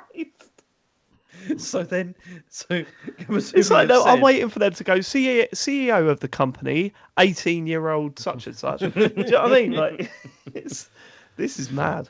So Gamazumi have said we have confirmation that they do not allow uncensored boobs on their consoles now. Uncensored. I mean, it's incredible that they ever did. Right. I mean, there was a lot of filth on the eShop. Seriously, it was. James researched. No. This is something dirty. This is something that genuinely bothered me because if you like open up like the eShop, if like Asher opened up the eShop and was like just like scrolling through or whatever, there was a lot of stuff there that you're like, this isn't really. Actually, I'm reading on this webpage here that's based on previous searches. Yeah. So all that stuff comes up based on previous searches on the the purchases. I was leaving because Asher, do not look at Daddy's library. Do not look. It keeps going on my wish list. And awkward. Anyway, so it seems that they're trying to sort that out because it is ridiculous. It is really bad. I mean, if not, release on Game Pass. Yeah. Next story. Okay. Is that Steam Deck? So Steam did Valve did a promotional video for the Steam Deck, but then they kind of removed it because it accidentally showed a Switch emulator. So good. Yeah, with the accidental. So I mean, it's this thing. It's called Yuzu, and it's an open source legal emulator for the Switch. Mhm. Like it's not illegal to actually have it or whatever. Yeah. And but then they replaced it with another one, and yeah, so that's interesting. I mean, dear. Brilliant. yeah, it is quite funny. I don't think they would do this on purpose, would they? How can you not though? Have you seen the image? It's there. I haven't It's like actually seen right that. there. How Oh have- God, yeah, that's not subtle. I guess the only thing is that they've What would picked the maybe the benefit most. then do? Okay, I'll stop talking. Should I, Matt? no, what were you sorry, going to no, say? go on, no, go Sorry, on. no, No. go on. You had something to say. Go on. No, You go throw on. through my sentence. No, I What was were you going to say going what you to were going to say, really. Maybe Go they. I suppose, yeah. Fucking hell. Sean, that is Sorry, I unbelievable. thought that was a genuine pause. Go on. No, go on. What's going on? No, you go on. Oh, James. What I was saying is that I'm assuming that they've just like gone to their store and seen the most downloaded apps or something, and they've just used them within the artwork, right? But it's in recent games, which I think have to have been Yeah, loaded but up. that's also assuming that that's a direct screenshot from an actual UI and not something that's been True. put together by a art department, which I think is more likely. Mm. Yeah, so I think they've probably just used most, top downloaded games, but how that hasn't been sense checked But is then no, absolutely because beyond that me. doesn't work because Yuzu isn't on Steam. You have to load it separately. Is it Oh, like a really? side-loading You have to thing? side- Yeah, Sideload you have it. to sideload it. Oh, So, fucking hell, then. This is a proper fuck up or someone taking the piss. Yeah. Oh, dear. I mean, Okay. if it was intended as like a funny joke, then fair play. yeah, if they actually meant to do it. It sounds like they're sneaking in, see if anyone notices. Yeah. or they You've got to be notice it. fuming though, haven't you, if you're Nintendo? Where this Steam Deck seems to be selling very well, right? It seems Yep. to be doing all right, and people, it's just an easy way to play Switch emulated games. Now that's not good, is it? Chat's saying you don't have to sideload it, so I'm just gonna have a little check. If you carry on talking amongst yourselves. If you download that, Sean, you are Yeah. off the show. Yeah. Nintendo And already in fucking prison. hate us. Nintendo already hate us because we said Splatoon 3 was exactly the same as 2. So Wait till they hear the Overwatch 2 chat in a bit. yeah, they'll go, oh, fair enough. Go on. Okay, next story is actually about Splatoon 3 because the next Splatfest has been announced. It's going to be Pokemon themed. So you choose grass, fire, or water type. As you know, what's your starter basically? Okay, all right, let's do it now. Go, Who's going first? James. Fire. Sean. Grass. Fucking hell. I hate you, Sean. I Matt. need to see what the starter Pokemon are, really, Matt. for me to real vibe. Answer the fucking question. Fire. Fire. Easy. Easiest one Unbelievable. there is. Well, I guess we know who Matt's Grass. favourite is. Fucking hell. Is it I want to be on Sean's team. Jesus Christ. I did win last time. I did win. Me. I did You it chose all. grass because you're a pothead. That's all. That's why you It's chose true. grass. It's true. Because you're Guilty. into your weed so much. The whack Um, back. Everyone love- could smell it at TCGS Con, mate. I love blazing. You wafted in One time I was at a train station with your and, weed. and a kid who must have been about 14 asked me if I blazed. And I didn't know what that meant, so I said it doesn't sound like the sort of thing I'd do. No. Please do it. I'm straight blazing right now. I think this is great, combining Pokemon and Splatoon. It makes absolute sense. It's a great idea. From a marketing perspective, Does it? 100%. It's a bit Yeah. boring though, isn't it? It's not a very interesting question. But isn't this just like, oh, here's a Splatfest for people that like Splatoon and Pokemon? Whereas, like, shouldn't it be a little bit more broader than that? Yeah, I mean, and there's it's a not massive really something crossover. you can argue over that much. Like, I mean, my logic is, oh well, I picked Bulbasaur when I played Pokemon Blue, and I think Bulbasaur's the coolest out of those three starters. That's sort of it. I'm not really. There's nothing to debate beyond that, is there? And I know Splatfests are always like a bit meaningless, but there's usually like just enough there that you can have like a stupid argument about it. Yeah. Whereas this is kind of, yeah, I don't know. Not really Yeah, I anything, like is it? weed. I go for grass. Yeah, Yeah, exactly, yeah. it's straightforward. Love smoking with fat dudes. Yeah, I The don't other thing know. about this I'm not is- into Pokemon, so I'm just instantly like, okay, all right, whatever. See, You know, they've got- go on. Sorry, I was going to say they've got this like three-way thing now, right? So Yes. you got Yeah, like, they got the free got way the thing. free. Yeah. they got well. It felt like they ran out of ideas really quickly in the last one Yeah. when there was only 2. Yeah. This is a bit worrying. Like, if Yeah, they're when gonna they be able when to they're come up already with at this on the 3. free way thing, Yeah. and if in the next game if they bring 4 ways in, then they're going to be in big trouble, aren't they, James? I hate you so much. No, you don't. I'm your best friend, and you say that all the time to people. Go on. It's true. Anyway, final story is that Overwatch 2 has suffered multiple. It's like denial of service attacks, isn't it, since launch? And so apparently they've been. I mean, so Blizzard confirmed that they've been targeted by 2 of these attacks, like on the launch, and some users were in queues of up to 40,000 people. And after 8 hours, it was still having troubles. I mean, I'm assuming it's fine now. Have they fixed it now? Yeah. Last It was time I working played, the yeah. other day. I mean, it's still. Should we get into what you've been playing? Yeah. Let's start with Overwatch 2 because I have had like 4 or 5 games of it. I'm assuming you've played more, Sean. I have, yeah. How much have you played? It must be, I don't know, like 10, 15 games now, something like that. Okay, so I mean, starting off with that, the first night it was just you just couldn't get in. There was like queues of ridiculous. It would say queue, you are number 0 in the queue, and then you still couldn't get in. And there was sometimes it would say you're. I thought it was just popular.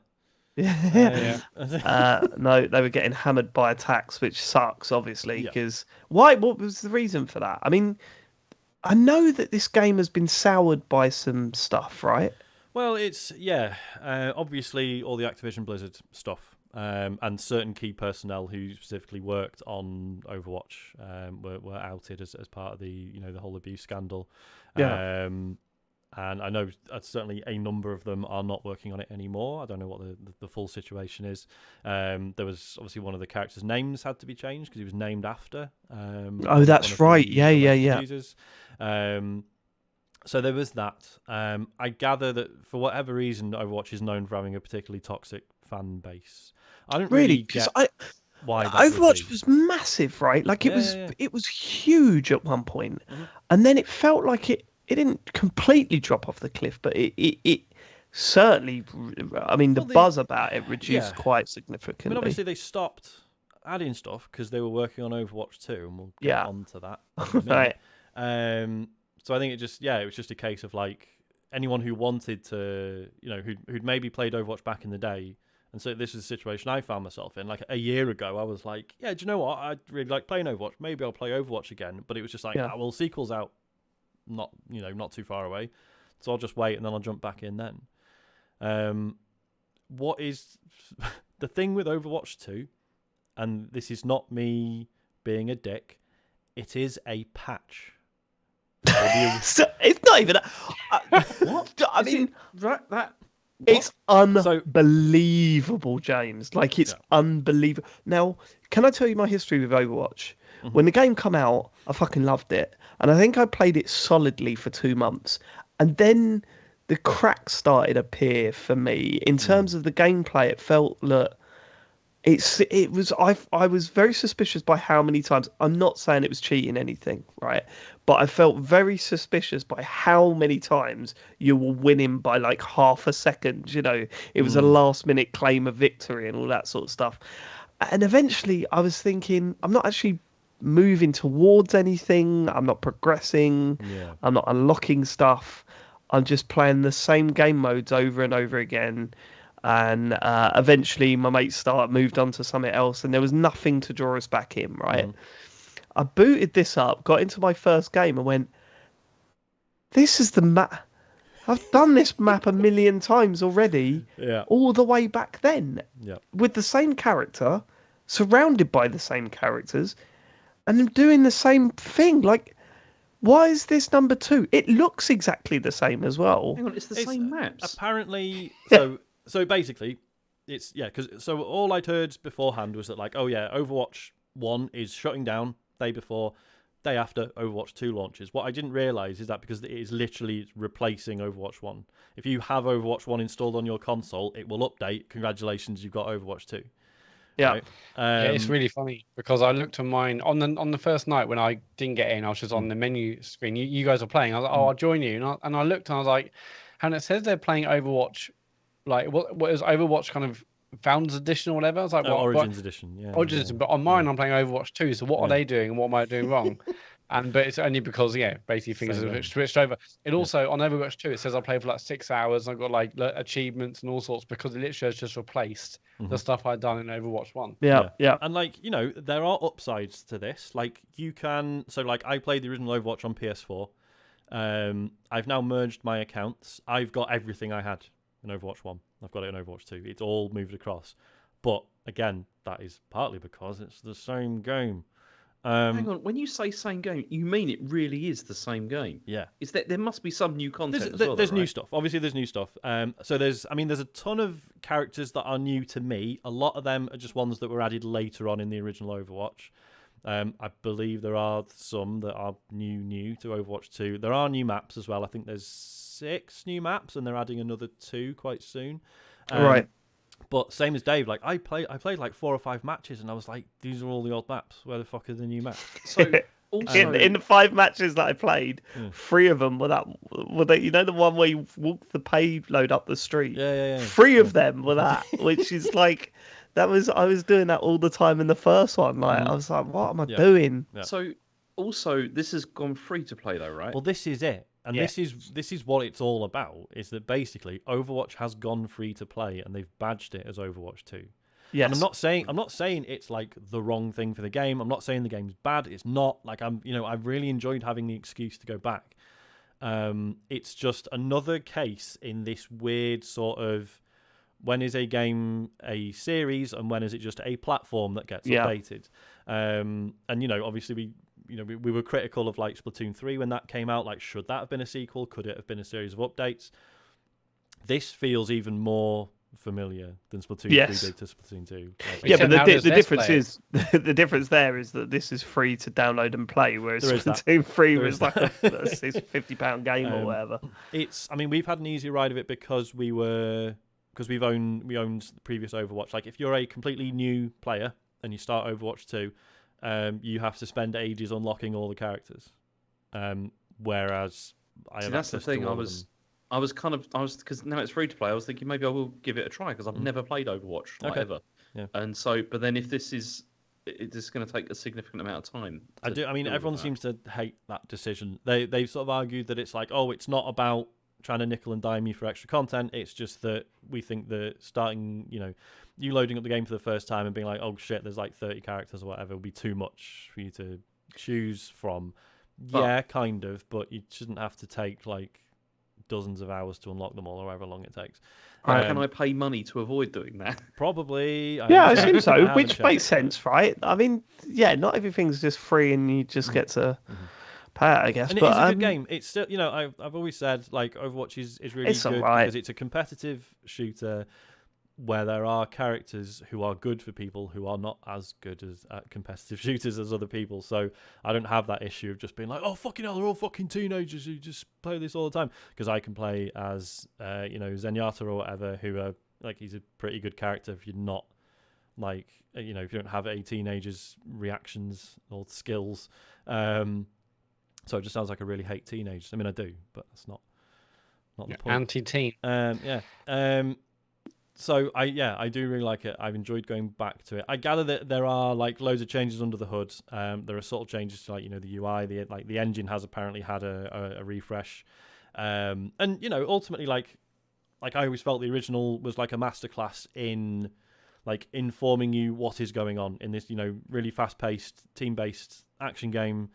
The feedback in terms of the UI, the sound design, everything, the silhouettes of the characters, like so much of it is recognizable and readable. So like, on the one hand I'm saying like, oh fucking hell, it's the same, but then also what did I want them to change with that stuff, right? Because it was already really good at that. But look at it from my point of view, right? I was really into Overwatch for like 2 months, and then I was done with it, right? And Overwatch 2 has come out, and I've been intrigued enough to play it. 2 games in, I'm like, the same game, it's going off. Yeah. Do you know what I mean? Yeah. If there was something new about it, if there was something worthy of calling it Overwatch 2, then I'd have probably played it for another couple of months. As it is, I'm probably deleting it. Do you know what I mean? Well, it was meant to have co-op stuff, right? It's meant to have the whole PvE section to it. Yeah, that's coming later down the line, isn't it? Yeah, next year. That's all been. What do you think about the change from 6 to 5 players, Sean? I mean, it doesn't affect me. I don't know. I haven't felt any sort of major difference. But obviously, I know people who play as a group of 6, and they're like, "What do we do?" Brilliant. Yeah. I love to Get hear used all of to it. those conversations. I'd love to hear all of those conversations. Like teams that have played together for years, sitting around and just going, Tim, yeah, we got something to tell you. What's that? Are you going to tell me we're going to drop from our team? Yeah, we are going to tell you that. Right, who is it? It's you, Tim. It's you. Well, fuck. Yeah. I mean, I like to hear those conversations. Is what I'm going. In terms of the flow of games, Sean, do games flow any differently with the reduction in players, or is it? I mean, not that I've been able to tell, but then I'm not like a pro, obviously. But yeah, I mean, obviously they've done it for design reasons. But yeah, it's not anything I've picked up on sort of mid gameplay. So. Yeah, I mean, you say you don't want to delete it, Dave. I definitely want to play some games because I just spent 45 minutes on the title screen on day one and never actually got in. Right. Well, I saw the opening cinematic and then it crashed. Are you saying that you want to play with me? I'm saying don't delete it. We can all play it together. I want to have one play with you guys. I'd be well up for that. I want to have one that. Us and a mysterious 5th person. Ooh. Who are you going to be, Matt? Who am I going to be? Yeah. Probably a medic. Yeah. Yeah, but Sean's already said he's medic. No, I can be my other mains are Diva and Symmetra, so I've got one of each category. Diva. That's one thing that's new. Well, new to me anyway. Maybe they added it to the original Overwatch. So one of the problems when I played the original was that you join a game and then it's like everyone selects their fucking characters and the team's obviously imbalanced and it'll like advise you, but everyone just sits there with their arms folded going, well, I'm not fucking changing. And so, like, you might have a group with no healer or whatever, or too many tanks, not enough attackers, whatever. And you end up with a shit team and you lose.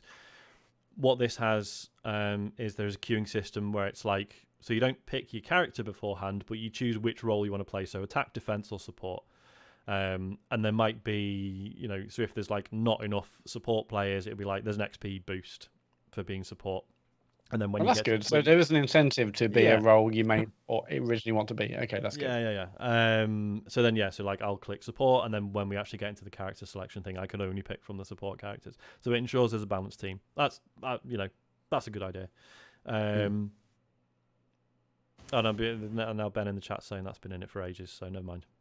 Well, I mean, although that's good, right? Regardless of how long it's been in the game, although that's a good way of dealing with things, I still look at that and go, 5 minutes I've got to wait to play. It's I don't think it's usually that. No, it's not. But I'm used to playing games now where it's like you finish a thing and it's like boom. And I hate the ones that like you get to the end of the I don't know. There's a thing that it does where I finish a game and I'm like, okay, I'm done now. But it's already going 5, 4, 3 to matchmaking starts again. It's right. Cancel. Do you know what's amazing with that? Do you know what's just fucking brilliant for that, dealing with that, getting into new games? Rocket League. You will not find a better game to do that with. It's incredible, Sean. You finish the game and you can instantly press the Y button if you're ready to play another game. And while the game's like doing the post stuff, showing you your points and all that stuff, it's already searching for the next game, and then you're in the next game like that, right? It just instantly, but it doesn't automatically do that. So you just hit Y. You have to activate it at the end of everything. Then sometimes you go, I won't play another game. But you watch the end stuff and fine. With this one, you get to the end of a game and it's like, we're looking for another game for you. And you're like, hold on. We found one, 5 minutes to go. It's like, okay. Yeah. I think with a game like that, especially that's solely multiplayer, you want to just keep the games coming. You know what I mean? Yeah. Like there can't be a big gap between rounds. Like, yeah. So... See, I'm a bit shocked by this, like in the sense that it's like you've basically just rebadged it and added a bit more to it. And that's kind of it. What's the general community feeling been about this though? Like the people that are hardcore into the game. Like I'm sure they still love it. I don't know. Like I know people who were well into the first one who've just been sort of completely apathetic towards this. Yeah, but my point would be this, right? I bet those people had long dropped off of Overwatch. Whereas No, the people one friend who was playing it up until it died. Really? Yeah. And then what? And then number 2 come out and they were like, "Fuck this! It's the same Basically. game." I think it's more just like did any last week? Did any of us know this was coming? No. I mean, all the press was about the fact Overwatch 1 was getting turned off, but I didn't actually realise that. No, I knew Overwatch it was 2 coming next day. because a couple of my mates were like, "Are you playing it?" Right. But like, it really has been low key, isn't it? No one, I've seen no buzz over it, which is again, I just find mad because at one point, this was the biggest game out there.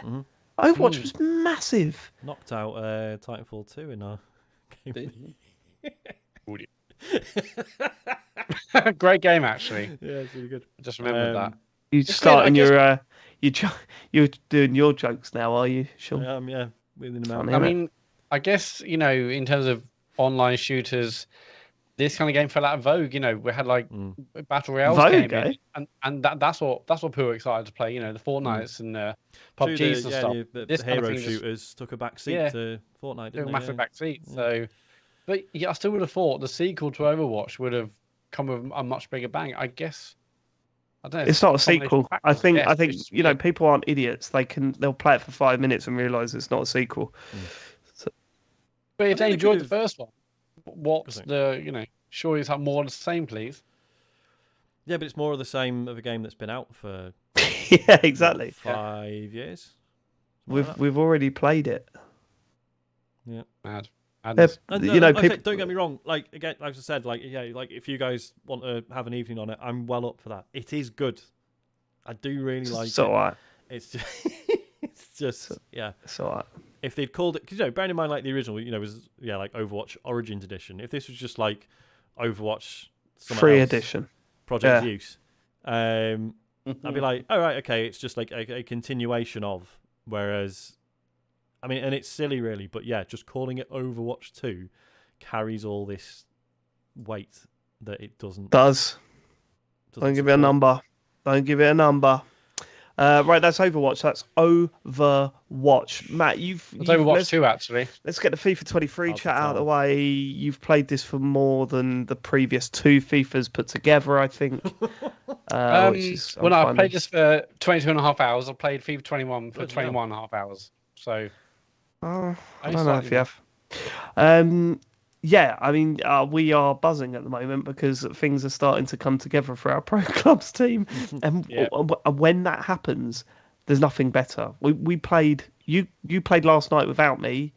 The night before you weren't on, but yeah, that one that you weren't on, we went unbeaten all night, and there was no better feeling. Like, it felt so good. But then, to be fair, last night you went out and won a game 4-0, didn't you? So we didn't have that. But that yeah, I mean, good. last night we were 2-1 down, and then we won 4-3 with our last one. Very few things. And Chris and our team got his 50th goal, and he was before saying, "Oh, how about wouldn't it be amazing if it was like a bicycle kick or something?" And it was basically an overhead kick to get his 50th goal. That was a moment. Yeah, but you do know how terrible that is for the group dynamic, because he's not going to shut up about that goal. He's just never going to shut up about that goal now. I mean, I don't mind. It's a great goal to be a part of. Have to play my part. I'm enjoying it at the moment. Obviously, FIFA will FIFA you up, and then sometimes you'll just lose because the game decides you're going to lose. But right now we're in a purple patch, and it's been a really good week on it. It's been a really good week. Sean, how do you think Matt plays? What, in terms of style? Yeah, just constantly. It's just like, does he constantly I love lone Matt. wolf it? You know what Matt's like, right? I love him, but he's got all or nothing. I'm gonna be the amount of times I've burst into the area and run into him, and you're like, "You're on the left wing, Matt. Go on the left wing. What are you doing in the area?" I'm just boring on my own though. I just want to be in and amongst the goals. What did you shout out the other night when we were playing? The ball got crossed in from the right, and you were in the box for some reason, and you just shouted out, "What am I doing here?" Yeah, sometimes I get too scared. Like, I've gone too far forward. But I did score last night, and it felt great. It's just sometimes a bit boring on the wing. There's a lot of running running down the channels, but not a lot of you action. you get control of the ball more than we do. Not Stuck up always on the front. other side. So I've got like I mean, forward my own path. is that a problem with pro clubs that actually there's just not a lot to do sometimes? No, is it's that not- exactly what okay. you're supposed to get. It's the experience. That's the whole fucking point. Every time when you're playing pro clubs, every time you receive the ball, you shit it because you don't want to be the one that fucks it up for the whole team, right? Everyone's You looking get at you nervous. and- yeah, Everyone's looking at you. If you fuck up, everyone's shouting at you. And trust me, when you're playing up front, you fuck up a lot. You can go through 1-on-1 and the game just decides you're going to miss. So you kick the ball and you fuck it up and you take shit for the next 10 minutes. Like, that's the beauty of pro clubs. James, when are you joining us? I don't know. See, I'm scared, honestly. I was gonna say, not, Why not are really you selling it, scared? David. Yeah, I'm scared. I'm scared. Can't for them. hack the heat. Mate, Yeah. you need to get I don't thicker want to skin, unbalance mate. things. I don't want to unbalance things and then No, like, you're Man not going to. up. You're not going to. Absolutely not. I said that as a joke. No, you won't have balanced things. I mean, we've had several new players join the club. It's only going to make it better. And honestly, James, what happened is we'll have a night playing with you, and I'm like, this is great. And then you won't play, and we're like, well, suddenly something's missing. So I don't know. think I don't know. When last you night can was- play the other night. someone different to shout at. No. I think Jake played last night for a few hours, a couple of hours. And like, this is great. He then stopped, and like suddenly it was like this. The transition's not working between defense and midfield. Like every player that comes into the team, it makes it feel better. And then suddenly Have you played FIFA yet, Jones? I have, yeah. But I've only played career mode, and yeah, I'm playing it on PlayStation at the moment. But I can boot up the Xbox One, and yeah, I need to create a character. David, you asked the wrong question there. Go on. How many copies have you bought this year? Well, no, none. That's the problem. James has totally done me there. He's got copies on both systems. You not Even got though a it's Legacy edition on Switch? Yeah, it's No, outrageous. no, that's terrible. It's a That. great You're not addition. tempted? It's a great addition. But I tell you what, the dual sense stuff, it's actually it's a bit off-putting. If It's just anything. really annoying, isn't it? Have you tried it, David? No, I've heard about it. It's So- just really fucking Well, annoying. the Most weirdest people thing just about turn it off. is the speaker, like, because whenever you score a goal, Oh, it no. like it makes this like sound from the speaker, but it's like it sort of goes like that when it goes into the net, and it's just like it doesn't need to do that. I hate the It's just- speaker. I it's think just- I hate the it's a bit odd. speaker now. We've had 2 generations of it. I think I hate the speaker in the pad now. It's really rarely But used it's also correctly. because you can't control the volume of it either. No, and you've got to it's turn too it down within loud. the software. It's far too loud. Like, Do you know, remember that when the PS4 come out and that fucking what was that game? Rezo Gun. Oh, yeah. And it was like, I'm not human, not five. It's even with this, even like whenever the ref blows the whistle in this, it's like it doesn't come goes off out and the speaker. it comes out the speaker. You're like, oh, all right. Like, it's Oh, that's terrible. But bit James, when it's raining, can you feel the pitter patter of the rain on the pad? Sadly not. No. Oh, it Oh doesn't my do that. god, it doesn't Yeah, do that. No, you don't get that. Yeah, but Well, that's it's the point. it does. You know, run buttons on the trigger. Yeah. Yeah, the more tired you are, the harder it is to pull. That just sounds Oh, so really? irritating. Wow. Does that feel okay, James? Or... No. And why Well, do you need to James, ask? you played it. Dave, you haven't played it. James, answer the question. I haven't even really noticed that, honestly. It's Oh. I don't know if that's Oh, still. maybe in they it for took this that version, out but, for you know. this year. I don't know. Yeah, I need to start it on Xbox and put it up, and then maybe I'll join. Yeah. Slush on the wing, mate. something. Yeah, Yeah. Slush definitely join, on yeah. the wing. So we're Well, I'm still on the playing wing. FIFA 23. You've all got Elden Ring down. We've all been inspired by Yes. the example that James has set. Yeah, this is Um, like Pride of Britain Awards shit. James has inspired so many people, but why, James? Come on, James. What did you Right. do this week? I finished it over the weekend. Yes, you because did. I had And a he kind made of it look like a piece of piss. Well, it's because I had a kind of like a mad rush like to the end. Like I did like a mad dash, and I mean it took. I think it was about what did I say, about 59 hours. 58 around- hours. Yeah, 58 is hours. an unbelievable time to finish Elden Ring. Yeah, man. Yeah, and I mean to be fair, I don't feel like I've seen everything by a long shot. Obviously, from that, but I do feel like I've played what I have enjoyed from it. Well, Do you this know is what I it. Like, yeah, okay. Like, so you've used guides and you feel like you might have missed Yeah. stuff, but ultimately, without those guides, you might have only put 5 hours in and gone, nah, fuck this. mean? Yeah. So it's that's- still a that's very net possible. gain, right? It's still. And this is the thing, because even like I would recommend anybody, if you're like trying to get back into this, to like to look up, see what's a good sword to get and that kind of stuff, because it doesn't make the game any easier. Like really, it's like it's still tough. It's still Just a focuses you a difficult bit. game. Yeah. Exactly, it still just gives you something to aim for. And the thing that I think that the game, I know the design reason why they don't have these. Like, there's no quest log or anything like that. There's no sort of, and you're supposed to keep track of all those sorts of things yourself, which is fine. But that's quite difficult. It's quite difficult to do There's that. a I think, lot. to keep focused on everything that's going on in that game world, because there's a lot going on there.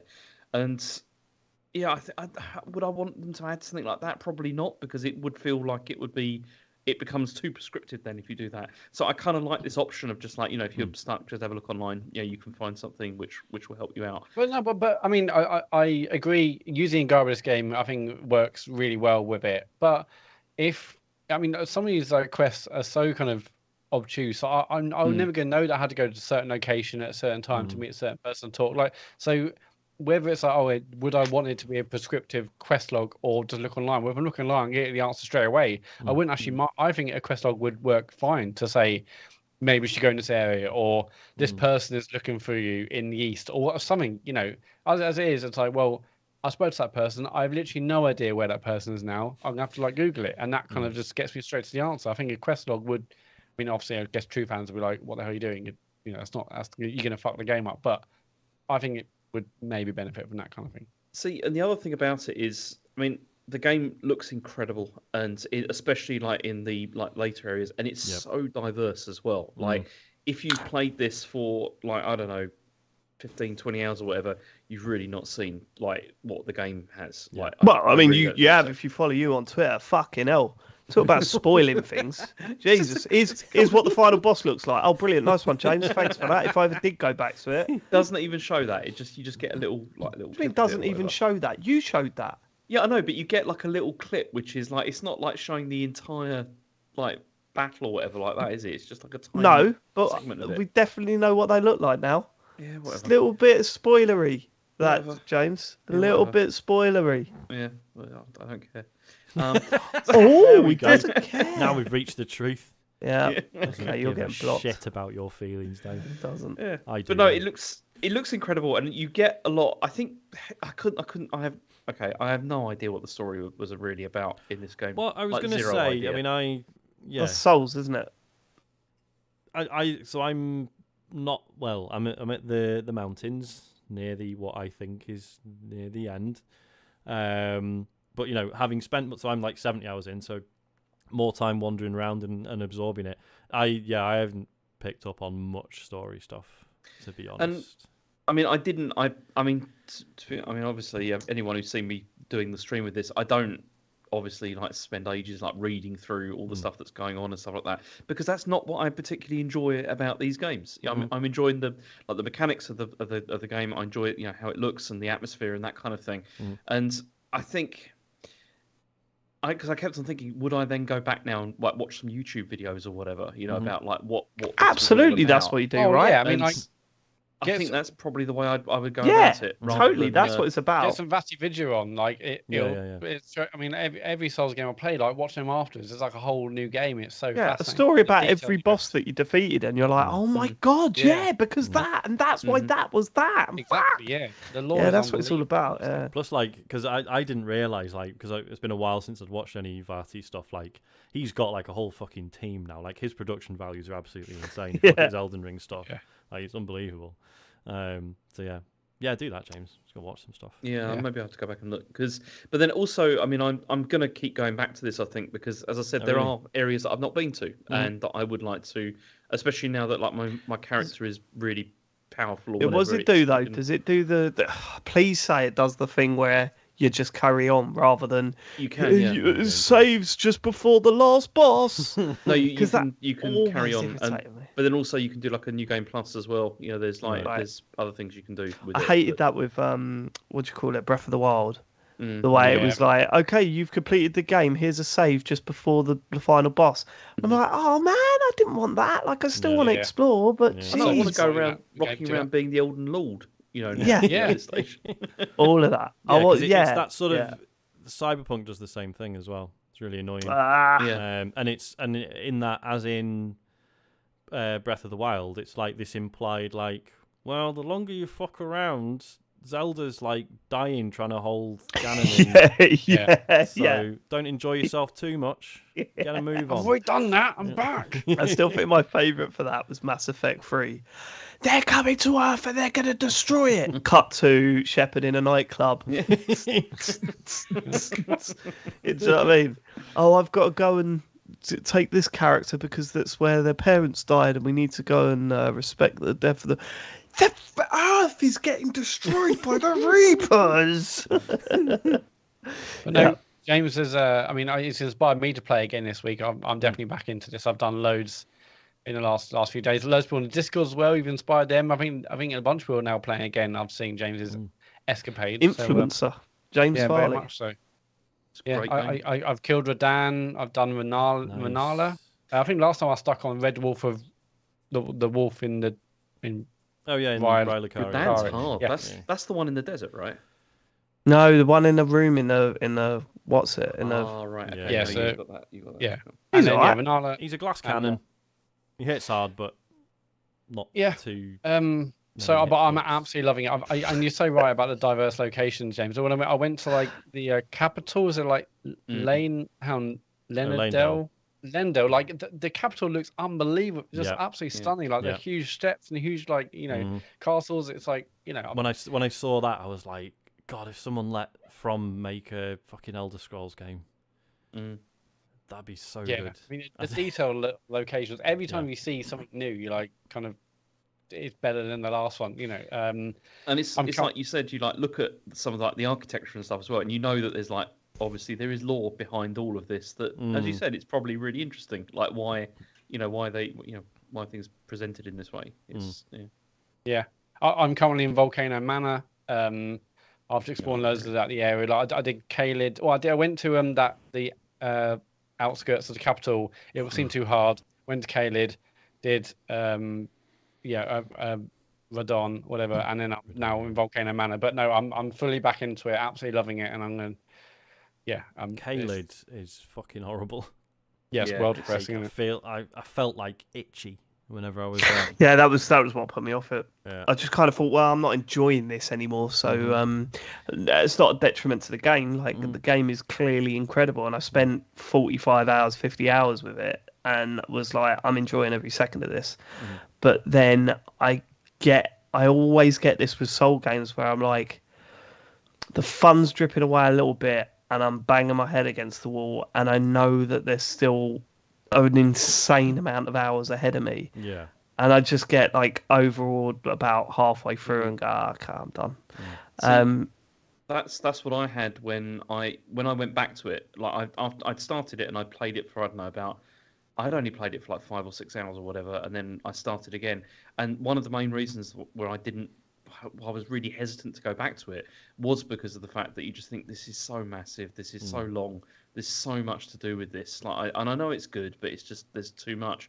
But then I found when I sort of pushed through that, and then also found like some objectives to go for. If you think, okay, I want to get like this weapon or whatever like that, it gives you some focus, and then it doesn't feel so aimless. I think once you've done that. Yeah, I've still felt that. I mean, so I played it loads, but even in Discord, I was saying I don't know what build I am or what I've been going for. James, you said you're going for samurai. I'm like, well, I typically use like a sword and and a shield. What build is that? Even I've done some magic stuff because it was like fun and whatnot. I still like shitty armor from very early in the game. I'm still using like the. Whatever's mace thing was. This is the problem as well, though, isn't it? Because in like any Souls game, the shitty armor from the start of the game might well just be the armor that you finish the game with as well. It's not necessarily bad. So you don't know if you should be like, well, should I be upgrading the stuff that I've currently got, or should I, or just getting used to it, or is there like other stuff I should be aiming for? It's like with the samurai, like if you choose that as a class, like the initial starting katana that you get, you can upgrade that, and it's very good, like for quite a lot of the game. And then maybe move on. But I started as a confessor because I think there's a little bit of magic, and I wanted to experiment. But now I use magic if I kind of have to, if I'm in a tight situation. But mostly just like sword and shield. But I might just say, okay, well, what's like an awesome armor set, and that'll be like a quest that I'm doing to try and get it. Because right now I'm just like, if I find something better, I'll use it. But I don't. I feel like I'm just. I don't know. There's no real kind of direction between what I'm going towards to armor or weapons. I'm just if I get something good, I'll use it. But what should I be getting? There's also some flexibility as well, like with things like the quests for getting things like armor, like the armor set that I ended up with, which I really liked. By the end, there was a whole quest to get that, or you could just go and murder the person and just grab the stuff. I was wondering how you got that. And that's I what think you're a bad person. I just went up there and I just murdered him, and I was like, I like your clothes. Amazing. I hate killing NPCs, but I know if I did, I'd probably get more runes and all sorts. But yeah. No, I'm fully back into it. So thank you, James, for your incredible efforts. And I think a lot of people are probably in the same boat. I killed one NPC by accident. Started on them. I thought they were an enemy and panicked. Oh, same here. Was it in the second castle thing? One of those tall guys? No, it was in just like a random dungeon somewhere. Oh, and okay. then I looked it up. I was like, all right, what's this character's deal? Should I feel bad for killing them? And then found a lore video about them. They're like, yeah, it's pretty much the only character in the game who's like definitely a good guy, And I was like, oh, fucking hell. Murdered him. You might as well murder everyone now, Sean. That's true, yeah. What's the point? Might as well do a lot. Yeah, got to keep that moral bar. Okay. And it's worth noting as well, Matt, like once you've done all of Raya Lucaria, you can respec. I haven't got like I haven't got the thing I need, like whatever they are, the larval tiers. I haven't got any of them to respec. Right, okay. No. They're also, like, what do I even respect to? That's the thing. Like, I could respect, but to what? I don't know what build I'm running. That's why you Google. But also, that's why you need to choose like a weapon or whatever. Something that you then respec around that. for. Yeah. Hold on, Matt. Matt, hold on. We're doing exactly the same thing in pro clubs. We're respecing our football players to the best build that we possibly can. I know, but I know what player I am in there. But here I'm just like swinging. No, you fucking don't. You're all over the pitch. Total football, David. Total football. I just need to look it up because I have used guides to get where I am. I just haven't looked at the guides about which class or armor or weapon to go for. But anyway. Regardless, absolutely loving it. I'm so glad I'm back into it. Okay. Elden Ring. Before we get on to Sean and your new toy, the only game we haven't spoken about is James's Tunic. I've got very little to say about this because I only just started it. Let me guess, you get it on Switch? Say again? Did you get it on Switch? No. Oh, really? Yeah. Really? Yeah. I thought you'd be. Is it out on Switch yet? I think it is. Now, yeah. But apparently the performance isn't great on it either. It looked like shit when they showed it off. And it's also great. Did you play it when it first came out? Because we spoke about it, didn't we? Yeah, I think we all did, but no, I finished it, but not properly. Right, go on, James. What does that mean? Oh, you want to know? Yeah, what does that mean? Sorry. It's all the hidden puzzle stuff that sort of appears late game and is super fucking interesting. But I was so worn down by the combat by that point. And you can put invincibility mode on, but that just feels like cheating. Like if there was some sort of halfway house where it's like, okay, we'll make the combat slightly less difficult, not completely trivial. So yeah, I would. The combat though. Well, sorry. You can simplify the combat though. In what way? There's in the options. There's like an option for making combat easier or whatever. Yeah, oh god, yeah. We spoke about it at the time. The combat you can have invincibility you on. can turn invincibility on. You can have like infinite magic as well or something like that. I can't remember. No, there's another one that also makes it just easier. Is general. there? Yeah. Oh, fuck. Okay, maybe that wasn't in there from day one, right? Yeah. Because I don't know. Yeah. Was that patched in? I mean, the combat it wasn't even that I found the combat that difficult. I just found it really tedious. I wasn't having fun. When I played Hades, I'm instantly going, this is just fun to play. And same with Death's Door. I was like, this is just really, it's got a nice flow to it. Whereas that, it felt like I was really fighting against the combat to get it to do what I wanted to do. This is the only sort of takeaway I've got from it so far is I'm just finding the movement, it all just feels a bit sluggish.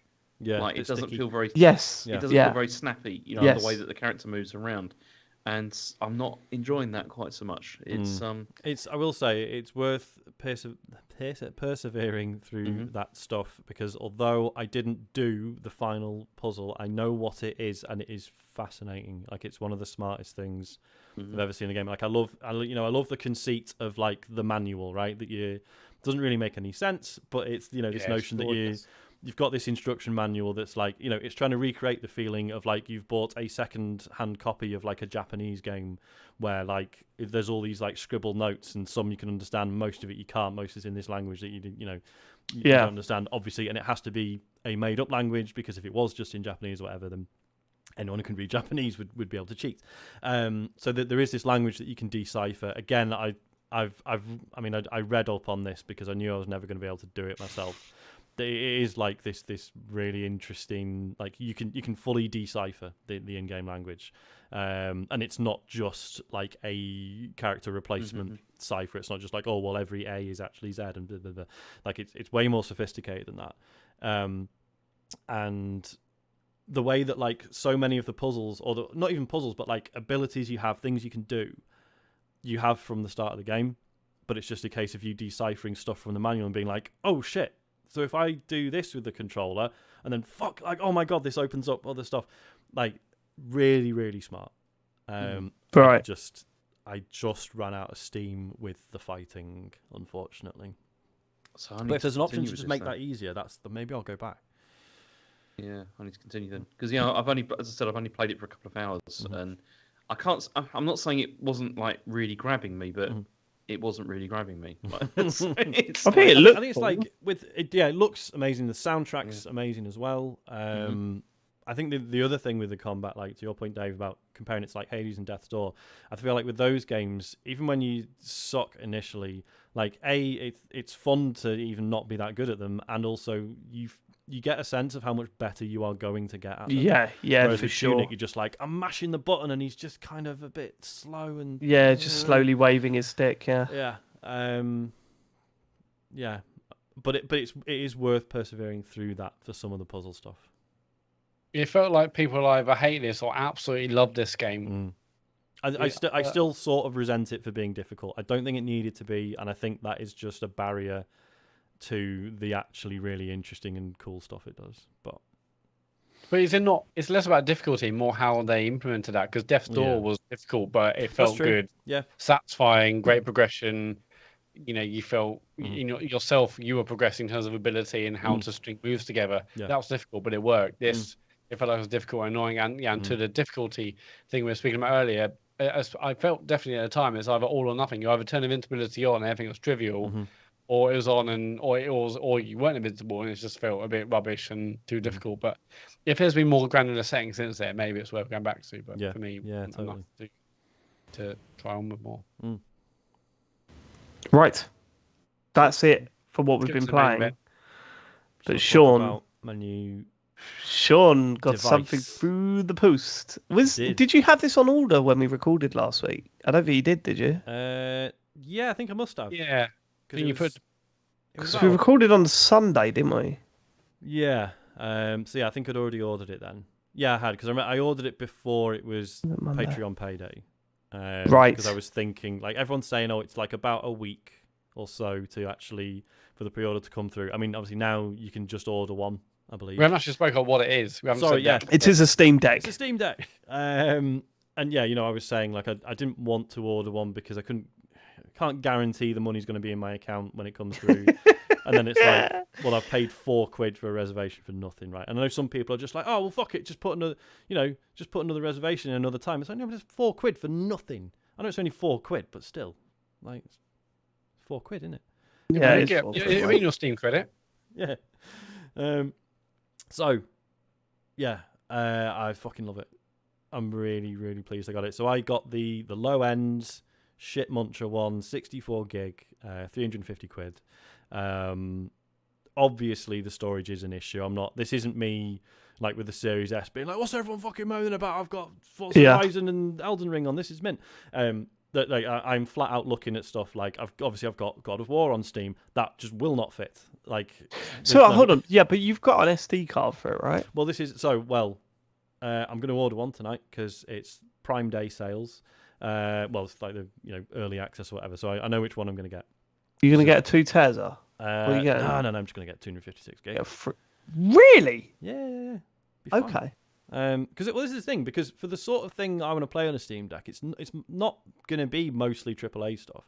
But obviously, I do want that option.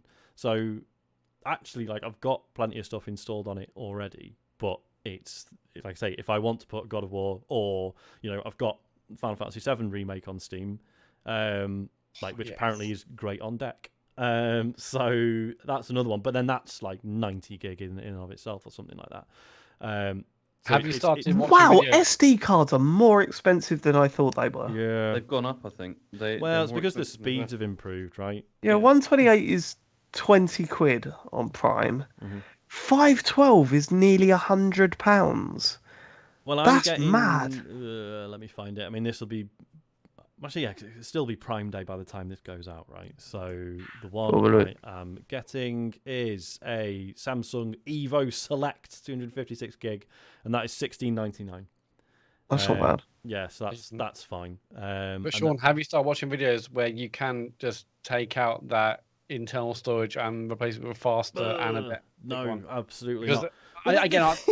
This is when it first got announced and it first came out. Things have almost certainly changed and moved on since then. But I was looking about, would I get a 64 gig? And because obviously you get the 64 gig is like one type of storage, but if you get like a, was it 256/512? It's like an NVMe drive. It's actually faster, isn't it? Yeah. So but could I, if I bought the basic one, could I take that out completely? And I'm sure at the time there were videos saying you can take it out completely. But SSD or NVMe for it. Yeah, Valve have made a point of saying like they want it to be, like you can tinker with it. Like people saying, oh, what if the sticks break? It's like you can replace them. Like obviously, obviously you got to open the fucking thing, but they've intentionally made it so that it's serviceable. So the sticks are way more replaceable and all sorts. Yeah. Sorry, I found a factory wholesale free pack of micro SD cards.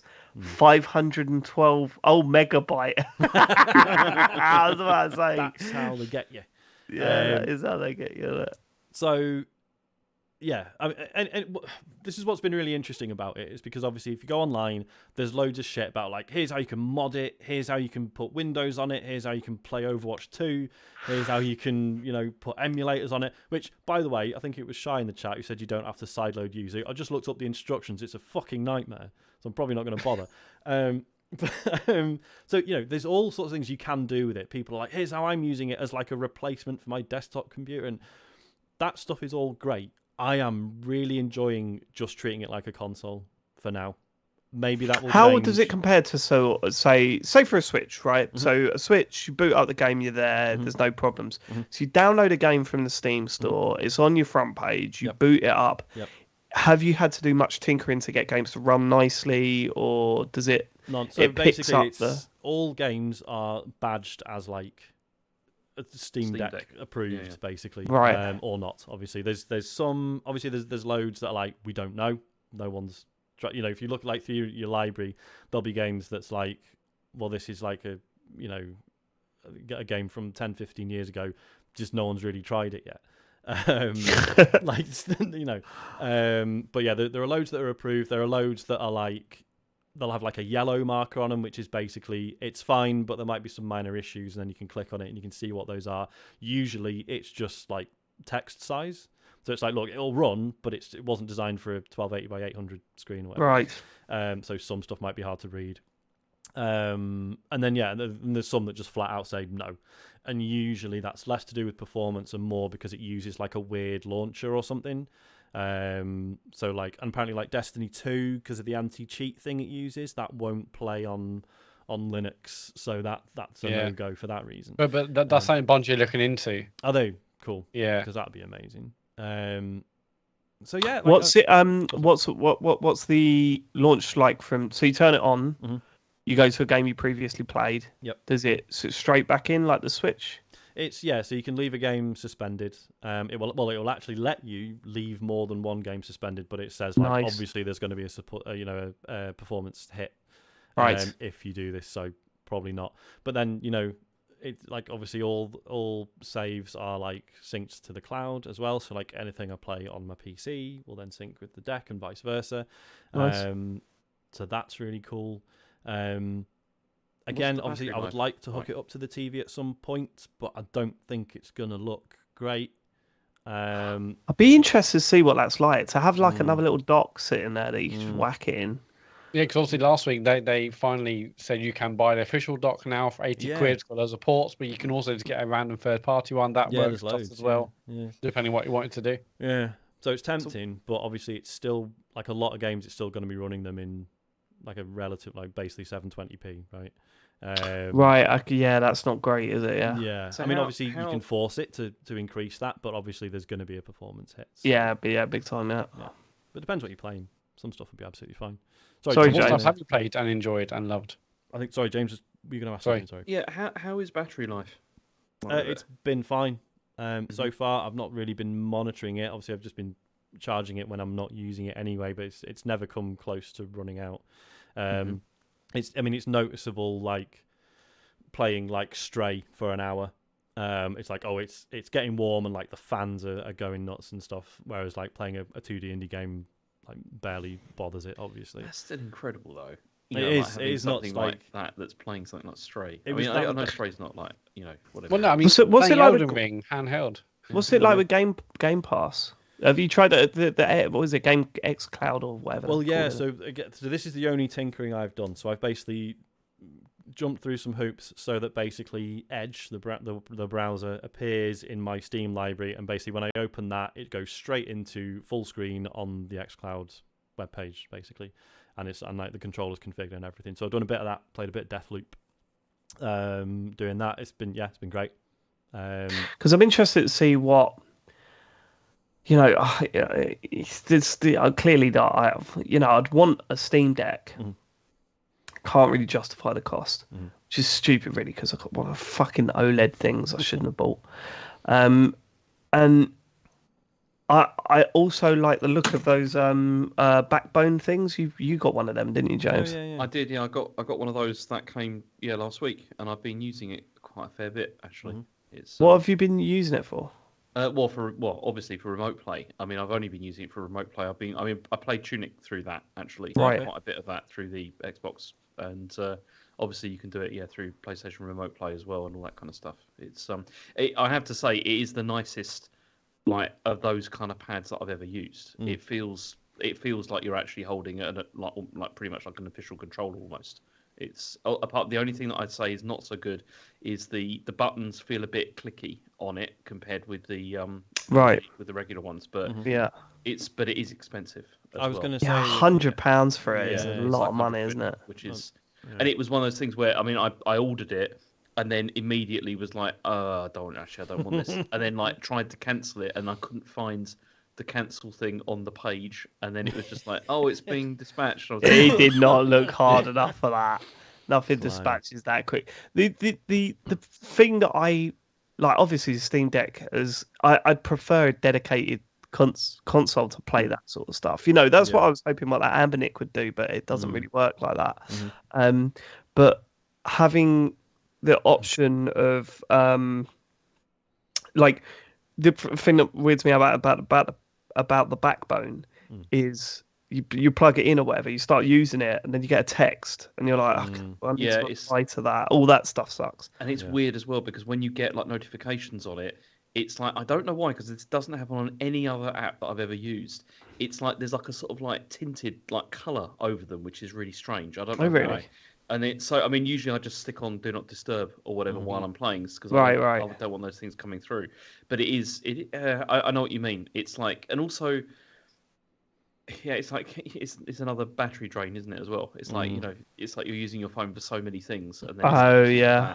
Although I'd say it doesn't drain noticeably quicker. I don't think streaming stuff What through. fucking iPhones do since that new OS come out? Jesus Christ. I'd say it's very good. Like it feels really nice to use, but yeah, for the price, I'm not so sure. It's, Back to the Steam Deck, Sean. What have you been playing on it? What Just before you get on that, onto the games, I've got another couple of questions. Like when we first saw it, we thought like the the kind of the face buttons on the right either side feel really close to the edge. Now, do they feel like that in real life? Like It's all right. ABXY, whatever it is. They felt like I was hanging also off. worried about that, but it's fine. I don't know if it's just because of the way you're gripping it. But yeah, I to look at, it's like surely your thumb like slides off that B button, Yeah. right? But no, in reality, that's not been an issue. I didn't realize it has like little grip buttons. Yeah, like also back paddles, right? Yeah, so yeah, and I mean, I don't know, I can't see myself ever using them. They feel like Yeah, I I like never really use grip those it. things. So I don't know, but then I've not needed them so far. Yeah, the Awesome. design of it, like the touchpads, right? Because obviously I'd seen some of the sort of Steam Deck competitors that don't have the touchpads, and I was like, yeah, fuck the touchpads. I'm not going to play Civilization on it. Like, what are they for? They're actually well good. The sort of Christ, what's the word? The haptics on them. There we go. Are actually amazing. So obviously you can have it so that it just works as just like a normal trackpad, but then you can also have it so that it's essentially like so it works like a roller ball. So if you flick it with your finger, you feel it go like right, like you feel it speed up and slow down. It's like great. Fuck, man, that's really good. And then also if it's a virtual stick, you as you're moving your finger around, there's like a tension to it, and then when you hit the extremity, it like clicks, so that you've hit the outer of the. Oh right. Oh yeah. Really, really nice. Again, I've not played anything that like needs them, but I've seen like as well people. So you can use them as well for like. So say you're trying to play something that's not really suitable to the Steam Deck, like an MMO or something, where you've got like fucking dozen abilities and all sorts of stuff you need to do. There's not enough buttons on the thing, so you can use those touchpads to set up like custom radial menus. So you can set like 8 points on a compass, and then you can use that touchpad to go like right, up or left or da da da, and then that's like a Steam overlay, which then relates to a button press in the game. So if you can be asked setting that stuff up, it's brilliant. But also you can just download, like it's really easy to download like setups from the community as well. So profiles per game. Yeah, so like I tried to play like Outrun 2 on it, and initially I was like, fuck, none of the buttons work. And then just went on the control config, and it was like, yeah, community ones, and there was one there, and he was like, yeah, hello, I tried to play this, I've configured it, here you go. And it worked. And you just you click it, you install it, and that's it, you're away. It's so smooth, which is like I say, this is why I'm sort of keen to not really tinker with it too much now, because I'm like, actually, this is really slick, and it'd be a shame to ruin that, and like kind of general overall like weight. It obviously is it's quite a big bulky thing, way bigger than a Switch. I mean, it's not. It feels like it's not one of the things where you can kind of hold it for a long time, I bet, or does it actually not feel as big as it made? It reminds me of the Atari Lynx. Yeah, it looks absolutely massive. So it's not one of the things you're lying in bed like playing above your head or whatever. It is definitely heavy. Like when you first pick it up, it's like, fuck, I could kill someone with this. It's like really. It does. Massive. Does it feel massive? Like it does feel quite big, and it does feel quite heavy. But I think again, I don't know if it's just because of the way the grips are. Like it hasn't really bothered me, and I've had a good couple of sessions, probably just because I've been working out, because I've been doing my bench pressing. I've been pressing those benches. Swole Sean. Yeah. And if you're not swole, you'll get swole just by using a Steam Deck every day. Yeah, it hasn't bothered me because I'm super tough, obviously. But yeah. So in terms of what I've been playing, so Stray has been a big one. I've only had it a couple of days, right? So I've not had much time to play a lot on it, but I've put like another hour into Stray, which has been lovely. Before you get to the games, have you been hiding it from Isaac? Oh god, yeah, 100%. He's he's not even seen it. He's going nowhere near this until it's got a cover and a screen protector on it and stuff. Because what that console needs is more bulk. Yeah, exactly. More weight, please. Yeah. So I've been playing Stray, and that was the one, like loading that up, and straight away I was like, no, come on, fucking look at this. Like, just she's like, yeah, it's very, it's good that, yeah. It's very nice. Did you say it's like is it a 1080p or 720 screen? It's 1280 by 800, so it's actually 16:10 ratio. Okay. Rather than 16:9, which seems unnecessarily awkward. Don't really know why they did that, but whatever. So yeah, played a lot of Stray. Played. Sorry, that's Mara shaking her ears. Thanks, mate. You can actually see it on video. Yeah. Played Aperture Desk Job, which is like the showcase for the Steam Deck, Yes. right? Yeah. Really good. Like, just it's a demo. It takes 20-30 minutes to play through, and it's all just you've got this job at Aperture Science where you're just sitting at a desk and you're testing toilets, but things happen and it all gets a bit crazy. And yeah, just genuinely really funny, some great performances, and again, it sort of shows off like, right, here's all the buttons, here's the sticks, here's the touchpads, there's also gyro sensors and stuff, and like shows you all that stuff. Yeah, really nice, and looks great as well, as you would expect, because obviously this has been like custom built for the deck. But that was a really nice freebie. I'm playing a bit of Vampire Survivors on it, which is it's fascinating. So there's Vampire Survivors, and also a game called Gunlocked, which is essentially Vampire Survivors if it was like a 2D like space shoot 'em up, right? And it's interesting because like these are games that like these could run on a Switch, but they're just not on Switch, are they? So no. So it's like on the one hand you're playing things that it's like, well, this is much nicer than it would ever be on a Switch, and there's some of the games that's like, well, the Switch could run this, but they're just not available on there. So I think it's going to be like a really nice tool for playing some high end stuff, but also loads of stuff that like smaller games that so far have only ended up on Steam that I'm just not finding the time to sit at my desk and play, because I don't really like sitting at my desk playing games. James, can I just read your text out? Why? It just made me laugh. Do you not want me to? Why? What's I'm trying to be nice. No, it's just a bit funny. Can I just? I don't think he wants you to. Okay. I don't get why that's weird. I'll read it to you after. He's got his back scratcher out. Sean, so you've been incredibly positive about the device, which is cool. Mm-hmm. Is there anything negative about it that you've come across yet? Is there anything that you don't like? No, I don't think so. There you go. 10 out of 10. Perfect cons. Like, obviously, there was a moment of like, should I have bought this?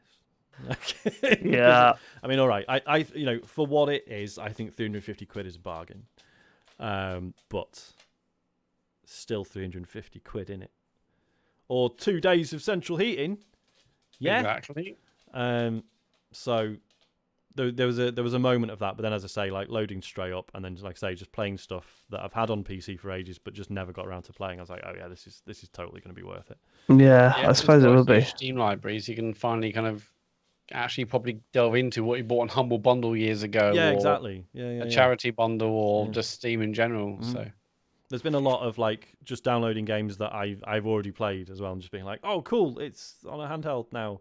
Yeah, I'll delete that again and play something else. Yeah, it's like playing the game. You're saying games again when you get a new graphics card just to see what they look like. Yeah, exactly. Yeah. Just that minor thrill of like, oh yeah, now that's what that looks like on this. Yeah, you've got to wait. I think you've got to wait until there's like some big summer Steam thing, and I think you're more likely to end up playing those games that you buy at like either a sale or even one of those things that's like, here's a bunch of demos. Well, exactly. Working through them. Yeah, like Steam Next Fest would have been incredibly good fun with this. Yeah. All right. I think that's us for this week in terms of what we've been playing. Should we answer some questions? If you want to send us a question, go to tcgs.co/dear TCGS. Alex79 says, Dear TCGS, coping strategies in an ever more stressful world. Just a quick one. Which Simpsons character you all? I've got Dave as Bart, obviously. Really? Matt as Kearney, one of Nelson's minions. James as Mr. Burns, a grumpy old man. And Sean as Dr. Hibbert. Quite wise and often has a little giggle to himself. Brackets, look out for it. Apologies if this makes you self-conscious about laughing, Sean. And then You've heard that before loads of times, though, right? Yeah, I used to get that at work a lot. Yeah. I have this little like shoulder. Yeah.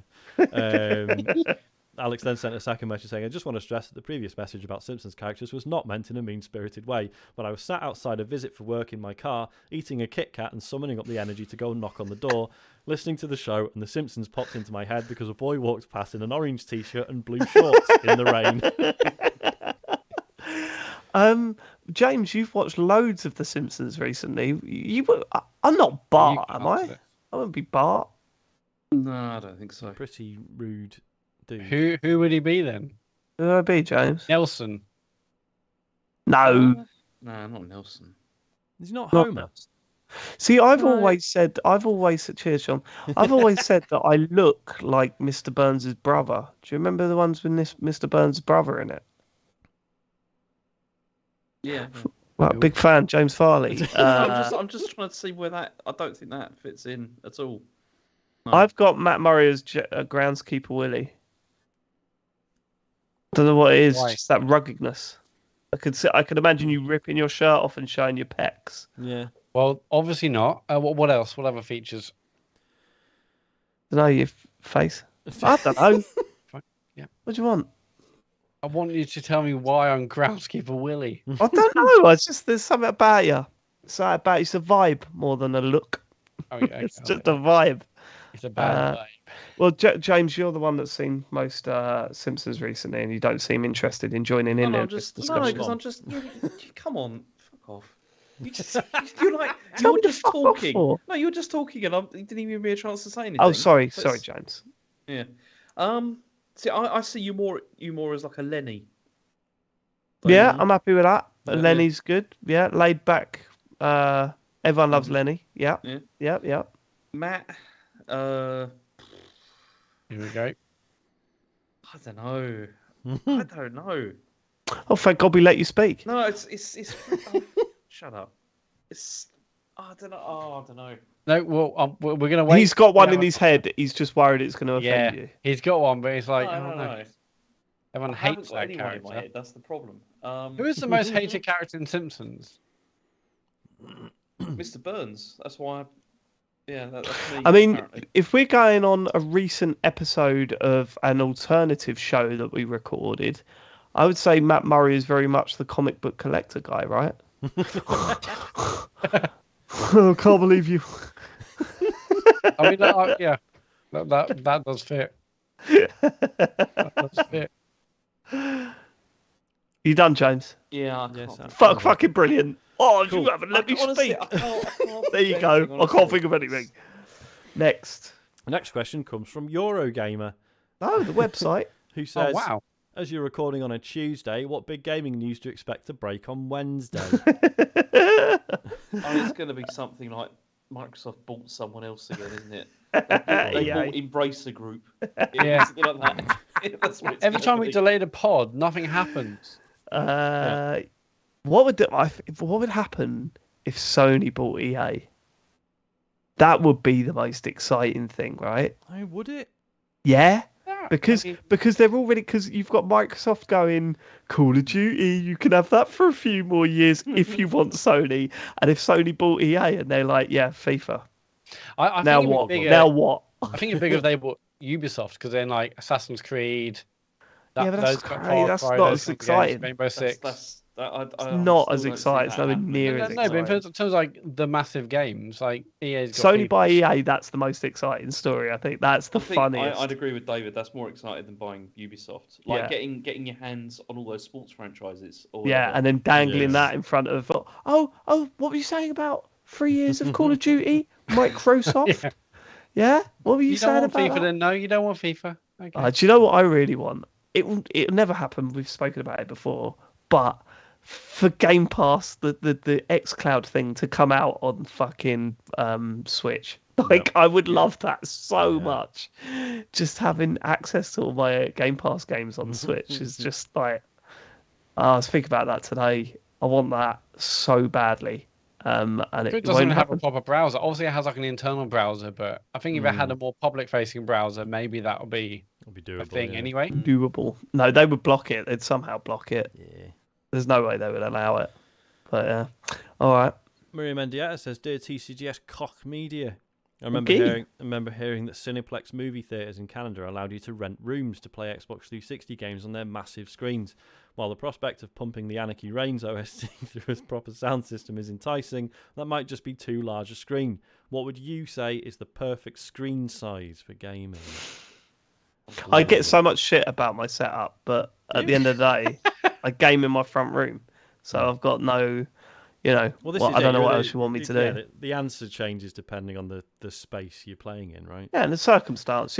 Oh, David, why do you have your TV on your wall? Because that's the way the front room is. Oh, you shouldn't game like that. Okay, but not all of us has got space, John, to play in front of a £1,500 TV, John, on a desk. Also, that £1,500 TV, John, it's got a dead pixel. I'm going to remind you every time you play because you upset me about where my TV is on my wall. All right? I mean, yeah, naming no names, I've been to houses of friends who have very expensive TVs and clearly no idea how to set it up. Like, the pitch is just awful because they've just gone, I'll just change the settings and do what I think looks good. And it's a fucking mess. They've got motion smoothing on. Yeah, they've got motion smoothing on, and I'll point that out, and they're like, "What have I?" Yeah. Yes, really obvious. Sam White. God, everyone tweet him and let him know Sean's been slagging off his telly. I'm Go gonna on. cut that. I'm doing the edit, mate. That's going. That's in the bit. Can you just bleep it out? Bleep out Sam White. If you just bleep out the name Sam White. This is going out on the thing though. So you can't. Oh yeah, it was too late for that. Yeah. But yeah. Sam White.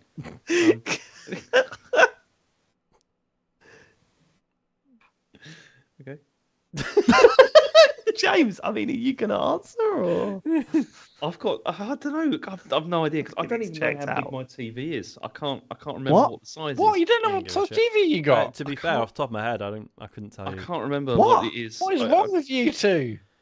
I mean, I know that I'd like a bigger one, TV. Big one. We all, mate. Yeah. But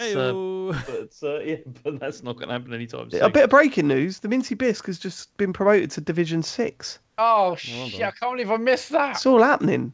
It's all happening. Wow. And none of you guys are there. No. No. About the team. What does that say? Doesn't say a thing, Sean. Mate, last time I played, we went unbeaten all night, so I'm not too worried about my performance. Right, okay, next question. Virtua Boy says, "Hey guys, great job. I love the show. I often think about how games since the beginning have gravitated towards killing, whether it's killing people, animals, aliens, or made-up creatures. Killing is the most obvious gameplay mechanic. We all love games where we get to kill stuff, but if you're like me, you appreciate a game that goes in a different direction that has no killing at all. It's refreshing to play games that can keep you engaged without requiring you to snuff the life out of everything on the screen.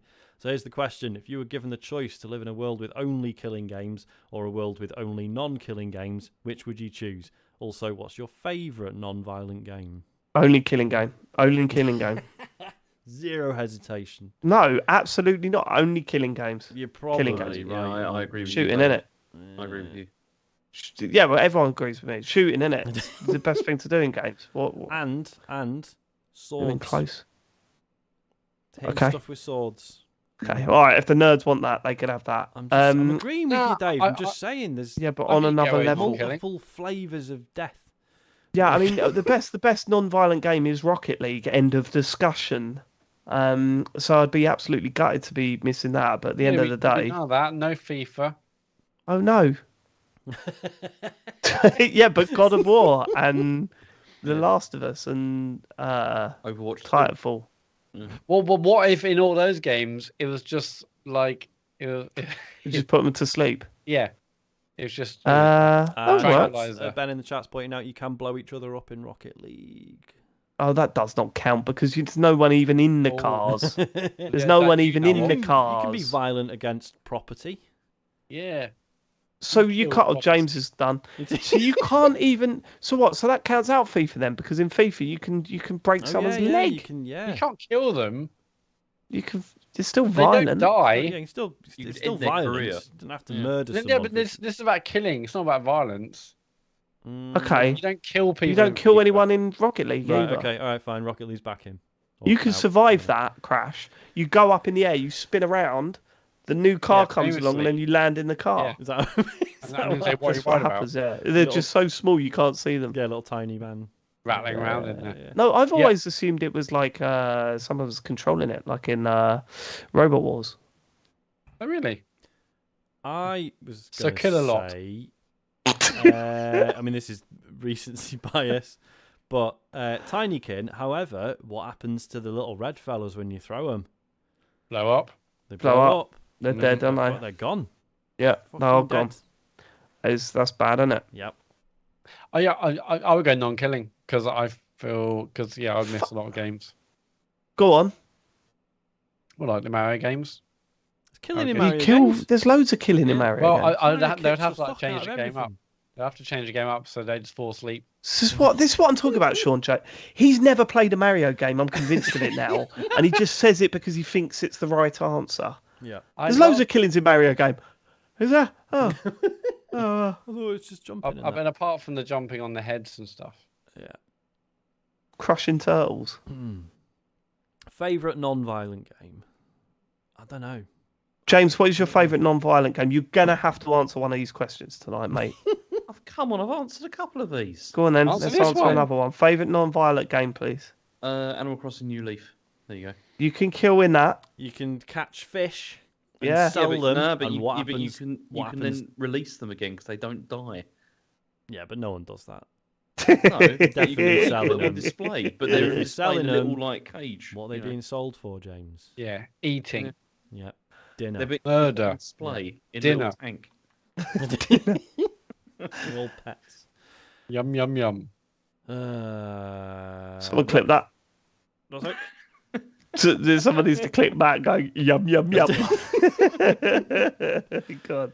Rex Reese, dear TCG Estrogen, do you think EA will take the opportunity to drop their weird naming convention of releasing FIFA with next year's number by going with EAFC 23? Or will they keep capitalising on the confusion of mums at Christmas thinking they got a bargain on the new one when it's actually last year's? Surely it's reasonable to expect that the football game that comes out in 2023 isn't called 2024. I just had a thought more interesting than this. Thanks, Rick Wow. Reese, but I'm going to That's a take it to blow. another That's a level. real dig. Thanks for that, but no thanks. What's going to happen with the Switch version? They can't call it EFC Legacy Edition, 'Cause can what's- they? Yeah, what's the legacy there? There's no- What is the legacy? I wouldn't be surprised if we don't see another version of FIFA on the Switch. Oh no, I know. I Maybe bet it that's it. sells Yeah. loads. I bet you do. Really? Yeah. Yeah. What they do is they'll just call it EA Sports FC, and then next year will be Legacy Edition forevermore. They'll release a really basic version. It's basically FIFA Legacy, but it's EA Sports FC. What, they'll actually put effort into it this year on the Switch, no, and then no. from then on they'll call No. it. I They'll think- create a super basic version next year we call Legacy, and it will sort of carry on, but updated rosters. Right. Maybe all they'll do is literally that. They'll just update the rosters and change the title screen. But then also in parts of the game, it will still say FIFA as well. Yeah, no, that's no like- way. They couldn't do that because FIFA's itching for them to slip up there. Yeah, They'll yeah. be itching for it. What will yeah, they're going to keep it with 23, 24. Yeah, they will. I can see them definitely, do yeah. that. That's how football seasons work. Makes Well, plus, sense. It will look shit next to whatever FIFA is next year if it's got the different year number. on There's it. not going to be FIFA. I don't think there will be a next year. FIFA next year. Yeah, there might be. thought No, there was because one lined It's up. going to be the best version of football. Yeah. I'm sure they're working on it. It's not going to be ready for next year. Yeah, No fair chance. There's so much to do. So much to do. They've got to try and, sculpt Harry Kane's face, which The only must take people I can see them ages. even do it I'd would still be love like it. the 2K team. That's the only people I can see them trying because Could they know be. sports games. No, eFootball. It'd be amazing if No, they I went know, in with Konami and then just edited up like that becomes FIFA. That would be Be mad if they did that. Yeah, it's not going to be eFootball, but no, it'll be 24 for sure. Okay, next. Joe from Seattle says, fun to hear the Elden Ring talk. Glad to hear James is finding success. You should tell the pod listeners what build you're using. I mean, we sort of did that already, didn't we? But glad to hear you're using some guides too. The game benefits from it hugely. Looking up locations of items just creates new quests for me in the game. And if the gameplay ever gets stale, I recommend respecing to Magic at some point. I'm on New Game Plus at level 295 or so, 80 intelligence, 80 faith, and a plus 25 staff that scales with both. Basically, I just nuke everything with fire, meteors, and weird death spirits. Super fun. What are some other games where using guides actually adds to the experience instead of diluting it? I mean, Oh. old point and click adventures. Yeah, definitely Yes. old adventures. Yeah. Absolutely. Yeah, that's pretty much needed, isn't it? When I revisited like Grim Fandango, Mm. I just basically used a guide most of the way and had a lovely time because I just wanted to re-experience the story again. It wasn't for the joy of solving the puzzles. Sean, have you played any more than Monkey Island game? I have, yeah, but I was going to wait until I've finished it to actually talk about it. You still enjoying it? Still enjoying it. Okay. It's good. I like it. But still haven't seen the shit ending, so jury's still out. Jury is still out. I was going to say Destiny then, but no, that's the absolute opposite because the best experience, one of the best experiences I've ever had in gaming was us doing the first raid without a guide. That was amazing. Some of that guide stuff some of that raid stuff was so confusing that it was, it was amazing, but it did take us nearly 2 weeks to fucking finish that raid. It's crazy. So good. Yeah, though. us all learning on the fly.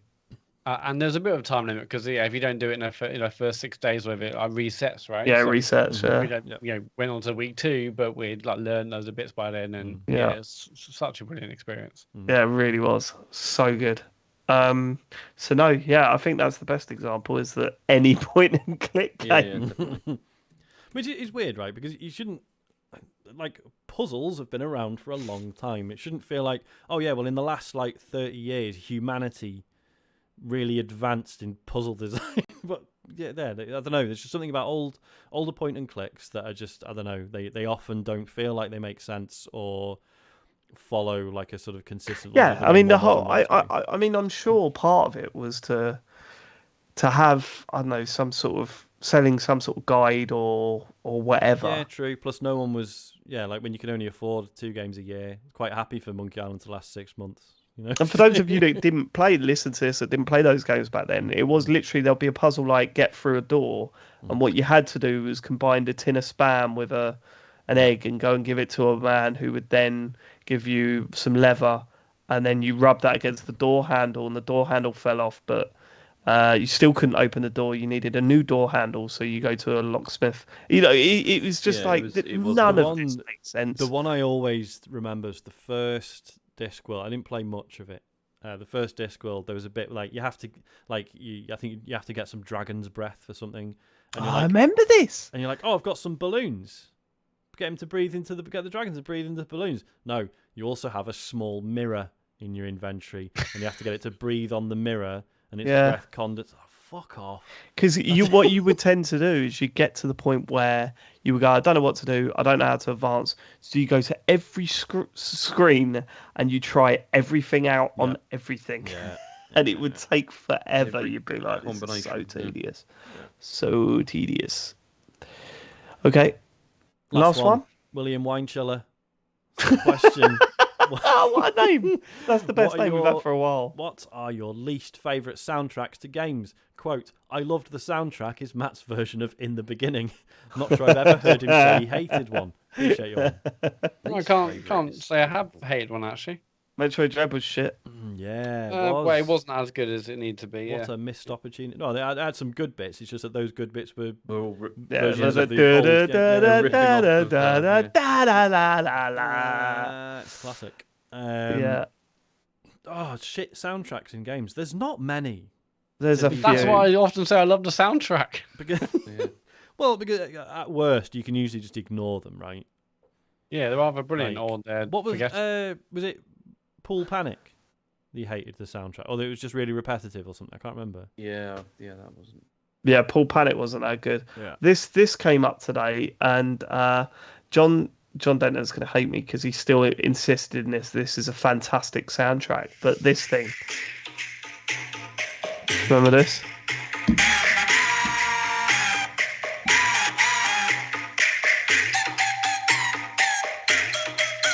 Stick with it.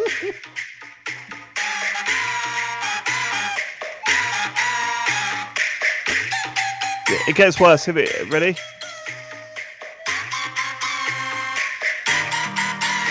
When the guitar comes in, it's pretty good.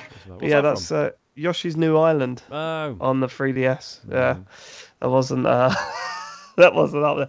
I know, James, you didn't like the Neon White soundtrack recently. No, I didn't. thought I didn't think it was bad. I didn't think it was bad. James also had issues with Tiny King, didn't you, James? yeah, that wasn't that keen. That on soundtrack But again, was great. But Don't they're like not it. ones that I like really disliked or hated. The Neon White one I didn't like so much because, as I said, it sounded like those like the music that you get on those royalty-free music for like YouTube clips of footballers and stuff like that. It's not that good. I didn't like the soundtrack. I'll be honest, didn't like the soundtrack to Bayonetta 1. Did I okay, every fucking 5 minutes though. It was too much on that game, Two wasn't had a it? good Yeah. soundtrack. It was too much. Yeah, 2. Maybe I need to play 2. You do. Maybe. Yeah. Well, good. All right. It's like makes the first look pretty rubbish in comparison, and the first one's amazing. I remember Dangerous Driving. Do you remember Dangerous Driving when they went, "We haven't got a soundtrack. Use Spotify." Yeah, use your own. You got How Spotify about Premium. No. No. Get a soundtrack. Some Jesus. free songs off the internet like they did Yeah, for just Neon do White. that. Yeah. Or just use the Yoshi's New Island Yep. soundtrack. Just use Fine, that Use that instead. again. Yeah, I Come have on, one Matt. answer for this because I basically can't remember one where I hated. There might be somewhere, missed opportunity, as Sean says, but Well, because I can't usually remember one I hated.